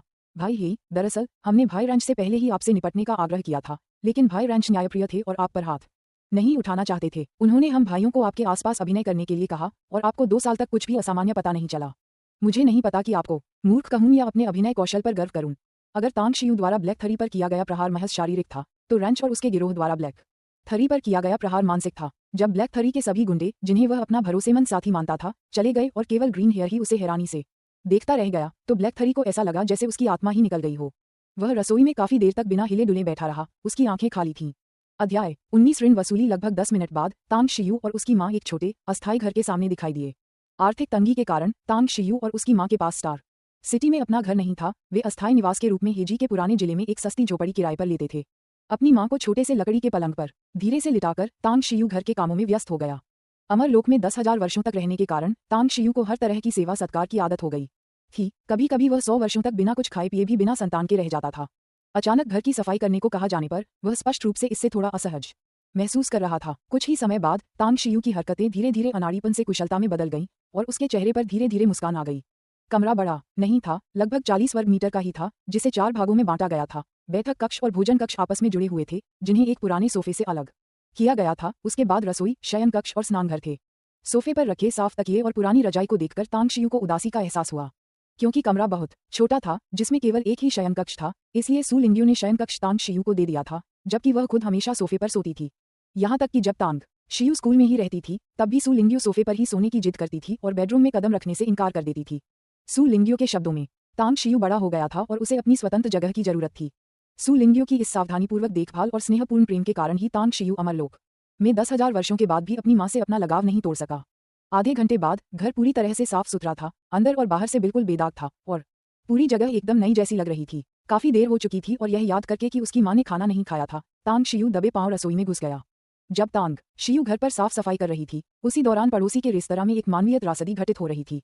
1 घंटे पहले युआन चुलिंग ने अपनी परीक्षा समाप्त करने के बाद उत्साह से तांग शियू के परीक्षा कक्ष में जाकर तांग शियू के साथ अपनी खुशी साझा करना चाहा, लेकिन उसे यह उम्मीद नहीं थी कि तांग शियू उससे पहले ही स्कूल से निकल चुकी होगी। तांग शियू की गतिविधियों से परिचित युआन चुलिंग बिना किसी झिझक के पड़ोसी के रेस्तरां की ओर दौड़ा और फिर युआन चुलिंग ने एक ऐसा दृश्य देखा जिससे उसकी आंखें क्रोध से जल उठीं। रेस्तरां, जिसे सू लिंग्यू और तांग शियू अपनी आजीविका का साधन मानते थे, पूरी तरह से नष्ट हो चुका था और पहचान से परे था। एक पल के लिए युआन चुलिंग पश्चाताप और अफसोस से भर गया। उसने खुद को बहुत स्वार्थी होने के लिए दोषी ठहराया, इस बात के लिए कि उसके पास तांग शियू के जीवन को बेहतर बनाने में मदद करने की क्षमता थी, लेकिन उसने कभी कुछ नहीं किया। जैसे ही युआन चुलिंग पुलिस को फोन करने ही वाला था, उसे रसोई से कुछ हल्की आवाजें सुनाई दी और युआन चुलिंग ने बिना झिझक के जांच करने का फैसला किया। रसोई में हेई सान और लू माओ युआन चुलिंग के आगमन से पूरी तरह अनजान थे। वे अभी भी दांत पीसते हुए सू लिंग्यू और तांग शियू को कोस रहे थे, साथ ही साथ उनसे बदला लेने की योजना भी बना रहे थे। आज सुबह ही हेई सान और लू माओ को तांग शियू ने बेरहमी से पीटा था और फिर रैंच और उसके गिरोह ने उन्हें धोखा दिया था। इस समय तक उनका दिमाग विकृत हो चुका था, नफरत से पूरी तरह अंधा हो चुका था, इसलिए उनके मन में केवल बदला लेने का ही विचार था और कुछ नहीं। जब दोनों सू लिंग्यू को अपमानित करने की योजना पर चर्चा करने में मग्न थे, तभी युआन चुलिंग गुस्से भरे चेहरे के साथ रसोई में दाखिल हुई। हेई सान और लू माओ की अचंभित निगाहों के बीच युआन चुलिंग ने अपने हाथ में पकड़ी हुई एक कुर्सी को घुमाया और उसे उन पर बेरहमी से पटक दिया। अगर यह हेई सान और लू माओ के घायल होने से पहले की बात होती, तो अपने समृद्ध युद्ध अनुभव और कौशल के साथ युआन चुलिंग निश्चित रूप से उन दोनों का मुकाबला नहीं कर पाती। हालांकि तांग शियू ने हेई सान के हाथ तोड़ दिए थे और लू माओ की कई पसलियां टूट गई थीं। इस समय वे दोनों लगभग अपंग हो चुके थे। एक साधारण व्यक्ति भी उन्हें हरा सकता था, तो लंबे और मजबूत युआन चुलिंग की तो बात ही क्या। युआन चुलिंग 10 मिनट से अधिक समय तक उन्हें तोड़ता रहा और तब तक नहीं रुका जब तक कि उसकी बाहें दुखने और कमजोर पड़ने लगीं। तब तक हेई सान और लू माओ काफी देर पहले ही बेहोश हो चुके थे। उनके शरीर पर खून का एक भी धब्बा साबुत नहीं बचा था। मैंने किसी को मार डाला। अपना गुस्सा निकालने के बाद युआन चुलिंग आखिरकार होश में आया। जमीन पर पड़े उस भयावह दृश्य को देखकर उसका चेहरा पीला पड़ गया और फिर वह मुड़ा और भाग गया। युआन चुलिंग के रेस्टोरेंट से निकलते ही लगभग तुरंत बाद रैंच एंड नील्स और उनका समूह वापस आ गया। जब रैंच ने गलती से रसोई से लेकर रेस्तरां के दरवाजे तक फैले खून से सने पैरों के निशान देखे, तो उसका चेहरा एकदम बदल गया और वह तेजी से रसोई में घुस गया। रैंच के पीछे नील्स और बाकी लोगों को कुछ अंदाजा हो गया था कि क्या हुआ। होगा और वे उसके पीछे पीछे जल्दी से अंदर चले गए। हेई सान और लू माओ को खून के तालाब में बेजान पड़ा देखकर रैंच और अन्य गुंडों की पुतलियां से उड़ गईं और उनके चेहरे भी पीले पड़ गए। जल्दी करो, वे अभी भी जीवित हैं, तुरंत एम्बुलेंस बुलाओ। हेई सान और लू माओ की चोटों की सावधानीपूर्वक जांच करने के बाद रैंच ने सहज रूप से राहत की सांस ली और तेजी से आदेश दिया। ये सुनकर कि हेई सान और लू माओ जीवित हैं, बाकी लोगों को भी राहत मिली और वे तुरंत काम में जुट गए। हालांकि हेई सान और लू माओ की दयनीय स्थिति को देखकर वे भय की भावना से अभिभूत हुए बिना नहीं रह सके। ये लोग जानते थे कि अगर उन्होंने अहम मौके पर रिंच और नेल्स का साथ न दिया होता, बल्कि हेई सान और लू माओ का साथ देते रहते, तो उनका भी वही हश्र होता जो हेई सान और लू माओ का हुआ था। रैंच, हेई सान और लू माओ को इस हालत तक पीटने वाला कौन है? ये स्पष्ट रूप से उनकी जान लेने का प्रयास है। नेल्स ने हेई सान और लू माओ को देखते हुए, जिनके चेहरे अत्यधिक रक्तस्राव के कारण पीले पड़ गए थे, भय से कहा। नेल्स को पता था कि अगर वह और उसका समूह समय पर नहीं पहुंचते तो हेई सान और लू माओ निश्चित रूप से मौत से नहीं बच पाते। नेल्स की बातें सुनकर तांग शियू की आकृति अनायास ही रैंच के दिमाग में कौंध गई और फिर वह पूरी तरह से कांप गया, लेकिन उसने अपनी शंका को जाहिर करने की हिम्मत नहीं की। हालांकि नेल्स कुछ नहीं बोला, लेकिन रैंच और बाकी लोग पहले से ही जानते थे कि वह क्या सोच रहा है। रेस्तरां के बाहर युआन चुलिंग के काफी दूर तक दौड़ने के बाद वह पीछे मुड़ने से खुद को रोक नहीं सका। हालांकि रेस्तरां के अंदर की हलचल भरी भीड़ को देखकर उसने अंदर जाने की हिम्मत नहीं की और इसके बजाय बाहर छिपकर स्थिति का अवलोकन करता रहा, जब तक कि उसे ये पता नहीं चला कि किसी की मृत्यु नहीं हुई है। और तभी उसके दिल का भारी बोझ आखिरकार हल्का हुआ। हेजी ओल्ड डिस्ट्रिक्ट, झुगी बस्ती। लगभग 1 घंटे की कड़ी मेहनत के बाद तांग शियू आखिरकार व्यंजनों से भरी एक मेज तैयार करने में कामयाब हो गया और उसके चेहरे पर एक सच्ची मुस्कान आ गई। इस भोजन को बनाने के लिए तांग शियू को 2 बार बाजार जाना पड़ा। पहली बार जब तांग शियू बाजार गया तो उसने केवल कुछ सामान्य सब्जियां खरीदी, लेकिन जब तांग शियू ने अपनी मां के शरीर की जांच की और पाया कि वह अत्यधिक परिश्रम से पीड़ित थी और उसे कई छिपी हुई बीमारियां थीं, तो वह कुछ एस्ट्रेगलस और लाल जिनसिंग खरीदने के लिए फिर से बाजार जाने से खुद को रोक नहीं सका। उसने मेज पर रखे व्यंजनों को ध्यानपूर्वक चखा और पुष्टि की कि उनमें कोई खामी नहीं है। इसके बाद तांग शियू अपनी मां को जगाने के लिए बेडरूम में दाखिल हुआ। शियू, क्या हम रेस्टोरेंट में नहीं थे? हम घर कैसे पहुंच गए और मैं कैसे सो गई? जब सू लिंग्यू ने अपनी आंखें खोलीं और उसे अपनी स्थिति का एहसास हुआ तो वह अचंभित दिखी। माँ, आप आजकल बहुत थकी हुई थीं और आपके गुस्से ने आप पर हावी होकर आपको बेहोश कर दिया, तांग शियू ने मुस्कुराते हुए समझाया। माँ, रेस्टोरेंट में जो समस्या थी वह हल हो गई है। मेरी बार बार की गुजारिश पर हेई सान और बाकी लोग रेस्टोरेंट को परेशान न करने के लिए सहमत हो गए हैं और यहाँ तक कि इसके नवीनीकरण में मदद भी करेंगे। इससे पहले कि उसकी माँ कुछ पूछ पाती, तांग शियू ने अपने मन की चिंताओं के बारे में बता दिया। सू लिंग्यू अविश्वास से भरी नजरों से देखने लगी, फिर उसने जल्दी से तांग शियू के कपड़े ऊपर खींचे, उसके शरीर की जांच करके पुष्टि की कि उसे कोई चोट तो नहीं आई है, और तभी उसने अविश्वास से भरे स्वर में बुदबुदाया, वे हेई सान लोग निर्दयी गुंडे हैं जो लोगों को उनकी हड्डियों को थूके बिना खा जाते हैं। वे हमारे रेस्टोरेंट को इतनी आसानी से कैसे छोड़ सकते हैं? माँ, जैसा कि कहावत है, नमकीन पानी टोफू को फाड़ देता है। हमेशा कोई न कोई चीज दूसरी चीज पर हावी हो सकती है। उन्होंने पहले तो मुझे नजरअंदाज कर दिया, लेकिन जब मैंने उन्हें अधिकारी चेंग जुमी और अधिकारी हु वेनिक्सू के बिजनेस कार्ड दिखाए तो वे तुरंत बिल्ली को देखकर चूहे की तरह हो गए, जैसे तुरंत उनका दम घुट गया हो। उन्हें डर था कि मैं अधिकारी चेंग जुमी से शिकायत कर दूंगी और रेस्तरां को बहाल करने में मदद करने के लिए सहमत होने के अलावा वे मुझे देने के लिए अपने पैसे और गहने भी निकालते रहे। अपनी मां को पूरी तरह से आश्वस्त करने के लिए तांग शियू के पास अपने दिमाग पर जोर डालने और एक कहानी गढ़ने के अलावा कोई विकल्प नहीं था। तांग शियू को बेहद खुशी हुई जब उसने पाया कि उसकी कहानी सुनाने की क्षमता असाधारण रूप से मजबूत थी। वह खुद को भी मूर्ख बनाने में कामयाब रहा। अपनी मां की तो बात ही छोड़िए, जो उस पर पूरी तरह से भरोसा करती थी। शियू, तुम बहुत होशियार हो। बाद में मां को ऑफिसर चेंग और ऑफिसर हु से मिलने का समय मिल जाएगा। रेस्तरां मालिकों के रूप में हमें अधिकारियों के साथ घनिष्ठ संबंध बनाए रखने की आवश्यकता है ताकि उन बदमाशों को डरने का कोई कारण मिले। इस मामले में मां आपसे कहीं कमतर हैं। सू लिंग्यू ने प्यार से तांग शियू के सिर पर हाथ फेरा और धीरे से आह भरी। मां, बाकी बातों के बारे में बाद में बात करेंगे, पहले खाना खा लेते हैं, वरना खाना ठंडा हो जाएगा। अपनी मां को आहें भरते और विलाप करते देख तांग शियू ने उन्हें कमरे से बाहर धकेल दिया। ठीक है, मैं अभी खाना बनाने जाती हूँ। अरे, इतना सारा खाना क्यों है? क्या तुमने बाहर से खाना मंगवाया था? सू लिंग्यू अपनी हैरानी में तांग शियू की बातें ठीक से सुन नहीं पाई थी। वह सहज रूप से खाना बनाने के लिए रसोई में जाने लगी, लेकिन जब उसने मेज को व्यंजनों से भरा देखा तो वह आश्चर्य से विस्मय व्यक्त किए बिना नहीं रह सकी। माँ, यह वह खाना है जिसे मैंने 1 घंटे की मेहनत से तैयार किया है। ये आपके सभी पसंदीदा व्यंजन हैं। देखो, क्या ये तुम्हें पसंद आता है? तांग शियू ने धीरे से अपनी माँ को एक कुर्सी पर बिठाया, फिर उन्हें भोजन से भरा एक कटोरा परोसा और उसके बाद ही वह बोला। उसका चेहरा घबराहट भरी उम्मीद से भरा हुआ था। तांग शियू ने 4 व्यंजन और औषधीय दलिया का एक बर्तन तैयार किया था। 4 व्यंजन थे, तारों के साथ चिकन, उबली हुई मछली, तले हुए सरसों के बीज और डे लिली का सूप, जबकि औषधीय दलिया एक पौष्टिक और ऊर्जा से भरपूर कॉन्जी था। टेबल पर फैली मनमोहक खुशबू से सू लिंग्यू की भूख बहुत बढ़ गई और उसने उत्सुकता से अपना कटोरा उठाया और खाना खाने लगी। माँ, धीरे धीरे खाओ, गले में अटकने से मत मरो। अगर मेज पर खाना कम पड़ जाए तो मैं तुम्हारे लिए और बना दूंगी। अपनी माँ को इतनी जल्दी खाते देख तांग शियू को एक अद्भुत उपलब्धि का एहसास हुआ, जो उसकी साधना में किसी बड़ी सफलता से भी कहीं अधिक तीव्र थी। शियू, सिर्फ माँ को खाते हुए मत देखो, तुम भी खाओ। थोड़ी देर खाने के बाद सू लिंग्यू ने आखिरकार देखा कि उसका बेटा उसे खाली निगाहों से घूर रहा है। एक पल के लिए उसका चेहरा लाल हो गया और उसने जल्दी से आवाज लगाई, ठीक है, चलो साथ में खाना खाते हैं। ये पहली बार था जब तांग शियू ने अपनी माँ को आपा खोते हुए देखा था। वह मुस्कुराया, फिर उसने अपना कटोरा और चॉपस्टिक उठाए और धीरे धीरे खाना शुरू कर दिया। माँ और बेटा सौहार्दपूर्वक अपने गर्म भोजन का आनंद ले रहे थे कि अचानक बाहर से एक जोरदार धमाके की आवाज आई। पूरा घर बुरी तरह हिल गया और फिर सूट पहने 3 हटे कट्टे आदमी आक्रामक ढंग से घर में घुस गए।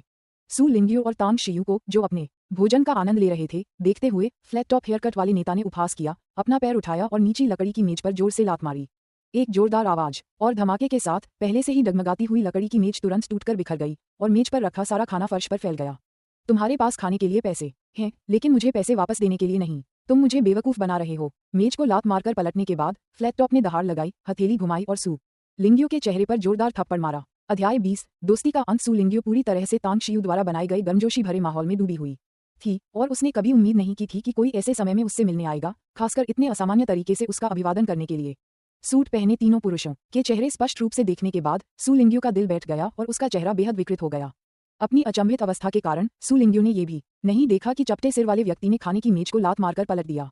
जब तक उस चपटे सिर वाले व्यक्ति ने एक भयावह मुस्कान के साथ उसके चेहरे पर थप्पड़ नहीं मारा, तब तक सू लिंग्यू ने कोई प्रतिक्रिया नहीं दी। आखिरकार वह चीख निकली और बचने की कोशिश करने लगी। हालांकि सू लिंग्यू अभी भी अपनी कुर्सी पर बैठी थी। चपटे सिर वाले आदमी के थप्पड़ से बचने के लिए उसे पहले सीधा खड़ा होना पड़ता और फिर अपने पैर हिलाने पड़ते।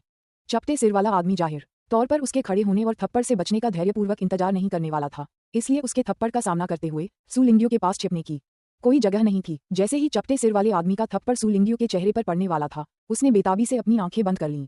अगले ही पल सू लिंग्यू ने एक कराहने की आवाज सुनी, एक ऐसी आवाज जिससे वह बहुत अच्छी तरह परिचित थी। यह आवाज चपटे सिर वाले आदमी के मुंह से आई थी।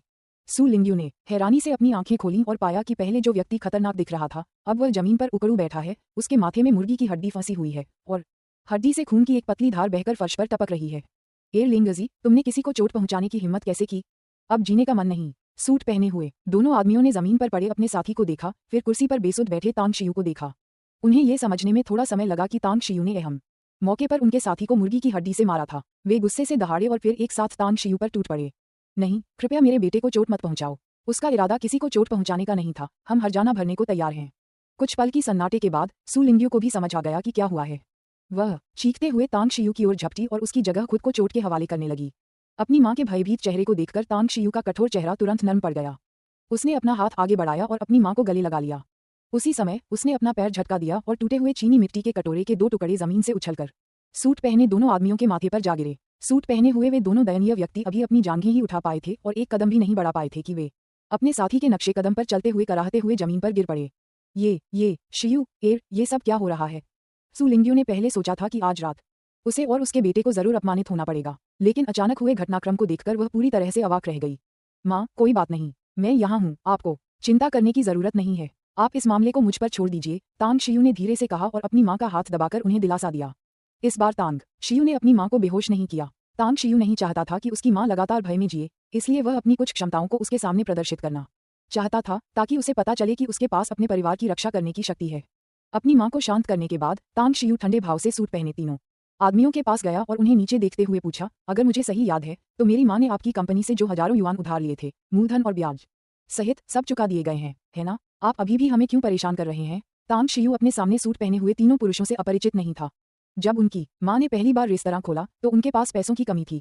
अपने सभी रिश्तेदारों और दोस्तों से उधार लेने के बाद भी 50,000 युआन का घाटा बना रहा, इसलिए उन्होंने मजबूरी में एक छोटा सा ऋण लिया। माँ और बेटे ने शुरू में सोचा था कि यह सिर्फ 50,000 युआन का कर्ज है और अगर वे थोड़ी और मेहनत करेंगे तो रेस्तरां जल्दी ही कर्ज चुका देगा। उन्हें कभी उम्मीद नहीं थी कि इस छोटी ऋण कंपनी की पूर्ववर्ती कंपनी सूदखोरी करने वाली कंपनी थी। उन्होंने ऋण अनुबंध में हेरफेर किया था। अनुबंध में तय की गई 3.3% की ब्याज दर रहस्यमय तरीके से 7.33% हो गई थी। 50,000 युआन का ऋण 6 महीने में चुकाना था, फिर भी उन्हें हर महीने 12,000 युआन चुकाने पड़ते थे। जब उनका कड़ा प्रतिरोध अप्रभावी साबित हुआ तो माँ और बेटे को केवल पीड़ा और लाचारी से इसे सहन करना पड़ा। माँ और बेटे को इस बात का अंदाजा नहीं था कि अनुबंध का जाल और उच्च ब्याज दर उनके बुरे सपने की सिर्फ शुरुआत थी। इसके बाद का समय लगभग लगातार एक बुरे सपने में ही बीतता रहा। पहले महीने में रेस्टोरेंट घाटे में चला और माता पिता ऋण चुकाने में असमर्थ रहे। परिणामस्वरूप ऋण देने वाली कंपनी ने उनकी गुहार अनसुनी कर दी, उनके घर में तोड़फोड़ की और फिर धमकी देकर चले गए कि माता पिता को 3 दिनों के भीतर मूलधन और ब्याज सहित राशि जमा करनी होगी, अन्यथा वे रेस्टोरेंट को तोड़ देंगे। कोई और विकल्प न होने पर माँ और बेटे को अपनी इज्जत को किनारे रखकर दूर दूर से रिश्तेदारों और दोस्तों से पैसे उधार लेने पड़े। 3 दिन बाद वे आखिरकार मूलधन और ब्याज इकट्ठा करने में कामयाब हो गए और रेस्टोरेंट को बर्बादी से बचा लिया। ऐसा प्रतीत हुआ कि उन्हें पता चल गया था कि माँ और बेटे को धमकाना आसान है। अगले कुछ महीनों में छोटी ऋण कंपनी लगभग हर महीने कर्ज वसूलने आती थी और माँ बेटे को परेशान करने और धमकाने में आनंद लेती थी। अपमान से बचने के लिए, चाहे रेस्तरां का मुनाफा ऋण चुकाने के लिए पर्याप्त हो या न हो, सु लिंग्यू मूलधन और ब्याज की राशि तुरंत तैयार कर लेती थी। सु लिंग्यू का रेस्तरां हेजी के पुराने इलाके में स्थित था और स्थानीय निवासियों को सेवा प्रदान करता था। सु लिंग्यू के स्वभाव से दयालु और सौम्य होने के कारण उनके रेस्तरां का मासिक लाभ बहुत अधिक नहीं हो सकता था। 6 महीने बाद सु लिंग्यू ने आखिरकार सूदखोरी कंपनी का मूलधन और ब्याज सहित पूरा कर्ज चुका दिया। हालांकि कर्ज चुकाने के बाद भी माँ बेटे के पास एक पैसा भी नहीं बचा था और वे तांग शियू की ट्यूशन फीस भी नहीं दे पा रहे थे। परिणामस्वरूप सु लिंग्यू को 10 किलो से अधिक का नुकसान हुआ। यही कारण था कि सूट पहने तीनों पुरुषों को देखकर सु लिंग्यू के चेहरे का भाव एकदम बदल गया। और यही कारण था कि तांग शियू ने इतनी बेरहमी से काम लिया। तांग शियू, तुम मूर्ख, तुम्हारी हिम्मत कैसे हुई हम पर हाथ उठाने की? हमारे पीछे हेवनली वुल्फ सोसाइटी है। क्या तुम्हें लगता है कि हम तुम्हें और तुम्हारी माँ को पल भर में खत्म कर देंगे? चपटे सिर वाले उस आदमी ने अपने माथे से चिकन की हड्डी निकाली, दांत पीसते हुए गाली दी। हम 6 महीने से एक दूसरे से मिलते जुलते रहे हैं और तुम जानते हो कि मेरे दिमाग में कुछ गड़बड़ है। क्या तुम्हें लगता है कि अगर मैं तुम तीनों को मार डालूं तो ये गैरकानूनी होगा? तांग शियू ने व्यंग्य करते हुए लापरवाही से एक स्टूल उठाया और उस चपटे सिर वाले आदमी पर बेरहमी से वार किया। एक तेज चटकने की आवाज के साथ चपटे सिर वाले व्यक्ति की कंधे की हड्डी चकनाचूर हो गई। वह दर्द से कराह उठा, एक शब्द भी बोलने में असमर्थ था। मैं फिर से पूछती हूँ, जब हमारा कर्ज चुका दिया गया है तो आप हमें अभी भी क्यों परेशान कर रहे हैं? तांग शियू ने सपाट सिर वाले आदमी की ओर देखा तक नहीं, बल्कि अपनी निगाहें बाकी दोनों पर घुमा लीं।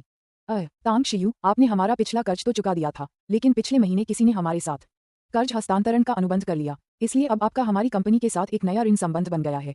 तांग शियू की तीखी निगाहों के सामने सूट पहने एक अन्य व्यक्ति ने पहले तो तांग शियू को अहिलिंगजी कहकर पुकारने का इरादा किया था, लेकिन अपने होठों तक पहुंचते ही उसने तुरंत अपने शब्द बदल लिए। शियू, ये तुम्हारे मामा हैं। हमने उनसे 50,000 युआन उधार लिए थे और शायद 1 महीने पहले जो हुआ उससे वे बहुत क्रोधित हो गए, इसलिए वे जियोजियोफा ट्रेडिंग कंपनी गए और हमारे लेनदार ऋणी संबंध को अपने नाम करवा लिया, जिससे जियोजियोफा ट्रेडिंग कंपनी फिर से हमारी लेनदार बन गई।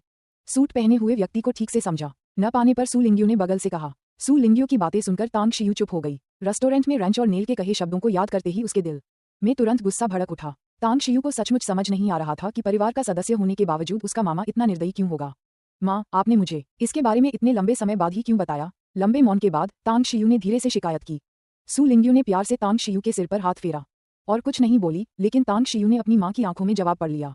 उसकी माँ ने उसे रेस्तरां और घर दोनों जगह हो रहे दोहरे उत्पीड़न के बारे में 2 कारणों से नहीं बताया। सबसे महत्वपूर्ण कारण ये डर था कि इससे उसकी पढ़ाई पर असर पड़ेगा, और दूसरा ये कि अगर वह उसे बता भी देती तो इससे कोई मदद नहीं मिलती और केवल उसकी परेशानियां बढ़ जाती। एक पल के लिए तांग शियू को इस बात का थोड़ा अफसोस हुआ कि उसने पहले पर्याप्त शक्ति का प्रदर्शन क्यों नहीं किया। शायद तब उसकी माँ चुपचाप सहने के बजाय सहज रूप से उससे कठिनाइयों पर चर्चा करती। क्या ये सिर्फ 50,000 युआन नहीं है? ये कार्ड लो और दफा हो जाओ। अगर तुमने मेरे भाई को परेशान करना जारी रखा तो सावधान रहो, मैं ये सुनिश्चित कर दूंगी कि तुम्हारी कंपनी स्टार सिटी में काम न कर पाए। तांग शियू अभी जियोजियोफा ट्रेडिंग कंपनी से निपटने के बारे में सोच ही रही थी कि घर में एक गरजती हुई आवाज गूंजी और उसके बाद युआन चुलिंग का हट्टा कट्टा शरीर कमरे में घुस आया। मोटे, तुम यहाँ क्यों हो? तांग शियू ने आश्चर्य से कहा। हालांकि तांग शियू युआन चुलिंग को लंबे समय से जानता था, लेकिन अपने कम आत्मसम्मान के कारण उसने युआन चुलिंग को कभी अपने घर खेलने के लिए नहीं लाया था। उसे कभी उम्मीद नहीं थी कि युआन चुलिंग खुद ही आ जाएगी। मालिक, आप वफादार नहीं हैं। आपने मुझे अपने परिवार की परेशानियों के बारे में नहीं बताया। आप मुझे बिल्कुल भी भाई नहीं मानते। युआन चुलिंग ने तांग शियू की छाती पर एक घूंसा मारा और फिर मुस्कुराया। माँ, मैं आपको इनसे मिलवाता हूँ। ये मेरे सहपाठी युआन चुलिंग हैं और स्कूल में मेरे इकलौते सबसे अच्छे दोस्त हैं। इस बार जब मैंने 5वीं कक्षा से 10वीं कक्षा में दाखिला लिया तो ये भी मेरे साथ आ गए। अपनी माँ की आंखों में जिज्ञासा देखकर तांग शियू ने मुस्कुराते हुए समझाया।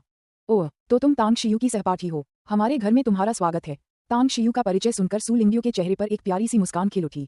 हालांकि जब उसकी नज़र सूट पहने जमीन पर लेटे 3 आदमियों पर पड़ी तो उसकी आंखों का रंग उड़ गया और उसके चेहरे की मुस्कान थोड़ी फीकी पड़ गई। क्या तुम लोग जा नहीं रहे हो? मेरा इंतजार कर रहे हो कि मैं तुम्हें बाहर तक छोड़ दूं? सु लिंग्यू की प्रतिक्रिया को देखकर युआन चुलिंग ने भौहें चढ़ा लीं और सूट पहने तीनों आदमियों को सख्ती से फटकार लगाई। युवा स्वामी युआन, हमें खेद है। हमें नहीं पता था कि युवा स्वामी तांग आपके मित्र हैं। अगर हमें पता होता तो हम कभी भी युवा स्वामी तांग को परेशान करने की हिम्मत नहीं करते। युवा मालिक युआन, यह आपका कार्ड है, कृपया इसे संभाल कर रखें। हमने गलती से निदेशक सु और युवा मालिक तांग का खाना गिरा दिया था, इसलिए 50,000 युआन का ये कर्ज मुआवजे के तौर पर समझ लीजिए। कृपया निदेशक युआन से हमारी सिफारिश कीजिए ताकि हम दोनों भाई कंपनी में काम करते हुए अपना जीवन यापन जारी रख सकें। सूट पहने दोनों आदमियों ने डर और घबराहट में ये शब्द कहे, फिर उन्होंने चपटे सिर वाले आदमी को उठाया और जल्दी से भाग गए, मानो उन्हें डर हो कि अगर वे धीरे चले तो बच नहीं पाएंगे। सु लिंग्यू और तांग शियू ने शुरू में सोचा था कि युआन चुलिंग का उग्र स्वभाव विवाद को बढ़ाएगा और उन्हें मुसीबत में डाल देगा। वे युआन चुलिंग के आवेगपूर्ण व्यवहार को रोकने ही वाले थे, लेकिन इससे पहले कि वे कुछ बोल पाते, कुछ आश्चर्यजनक घटित हो गया। एक पल के लिए माँ और बेटा स्तब्ध रह गए।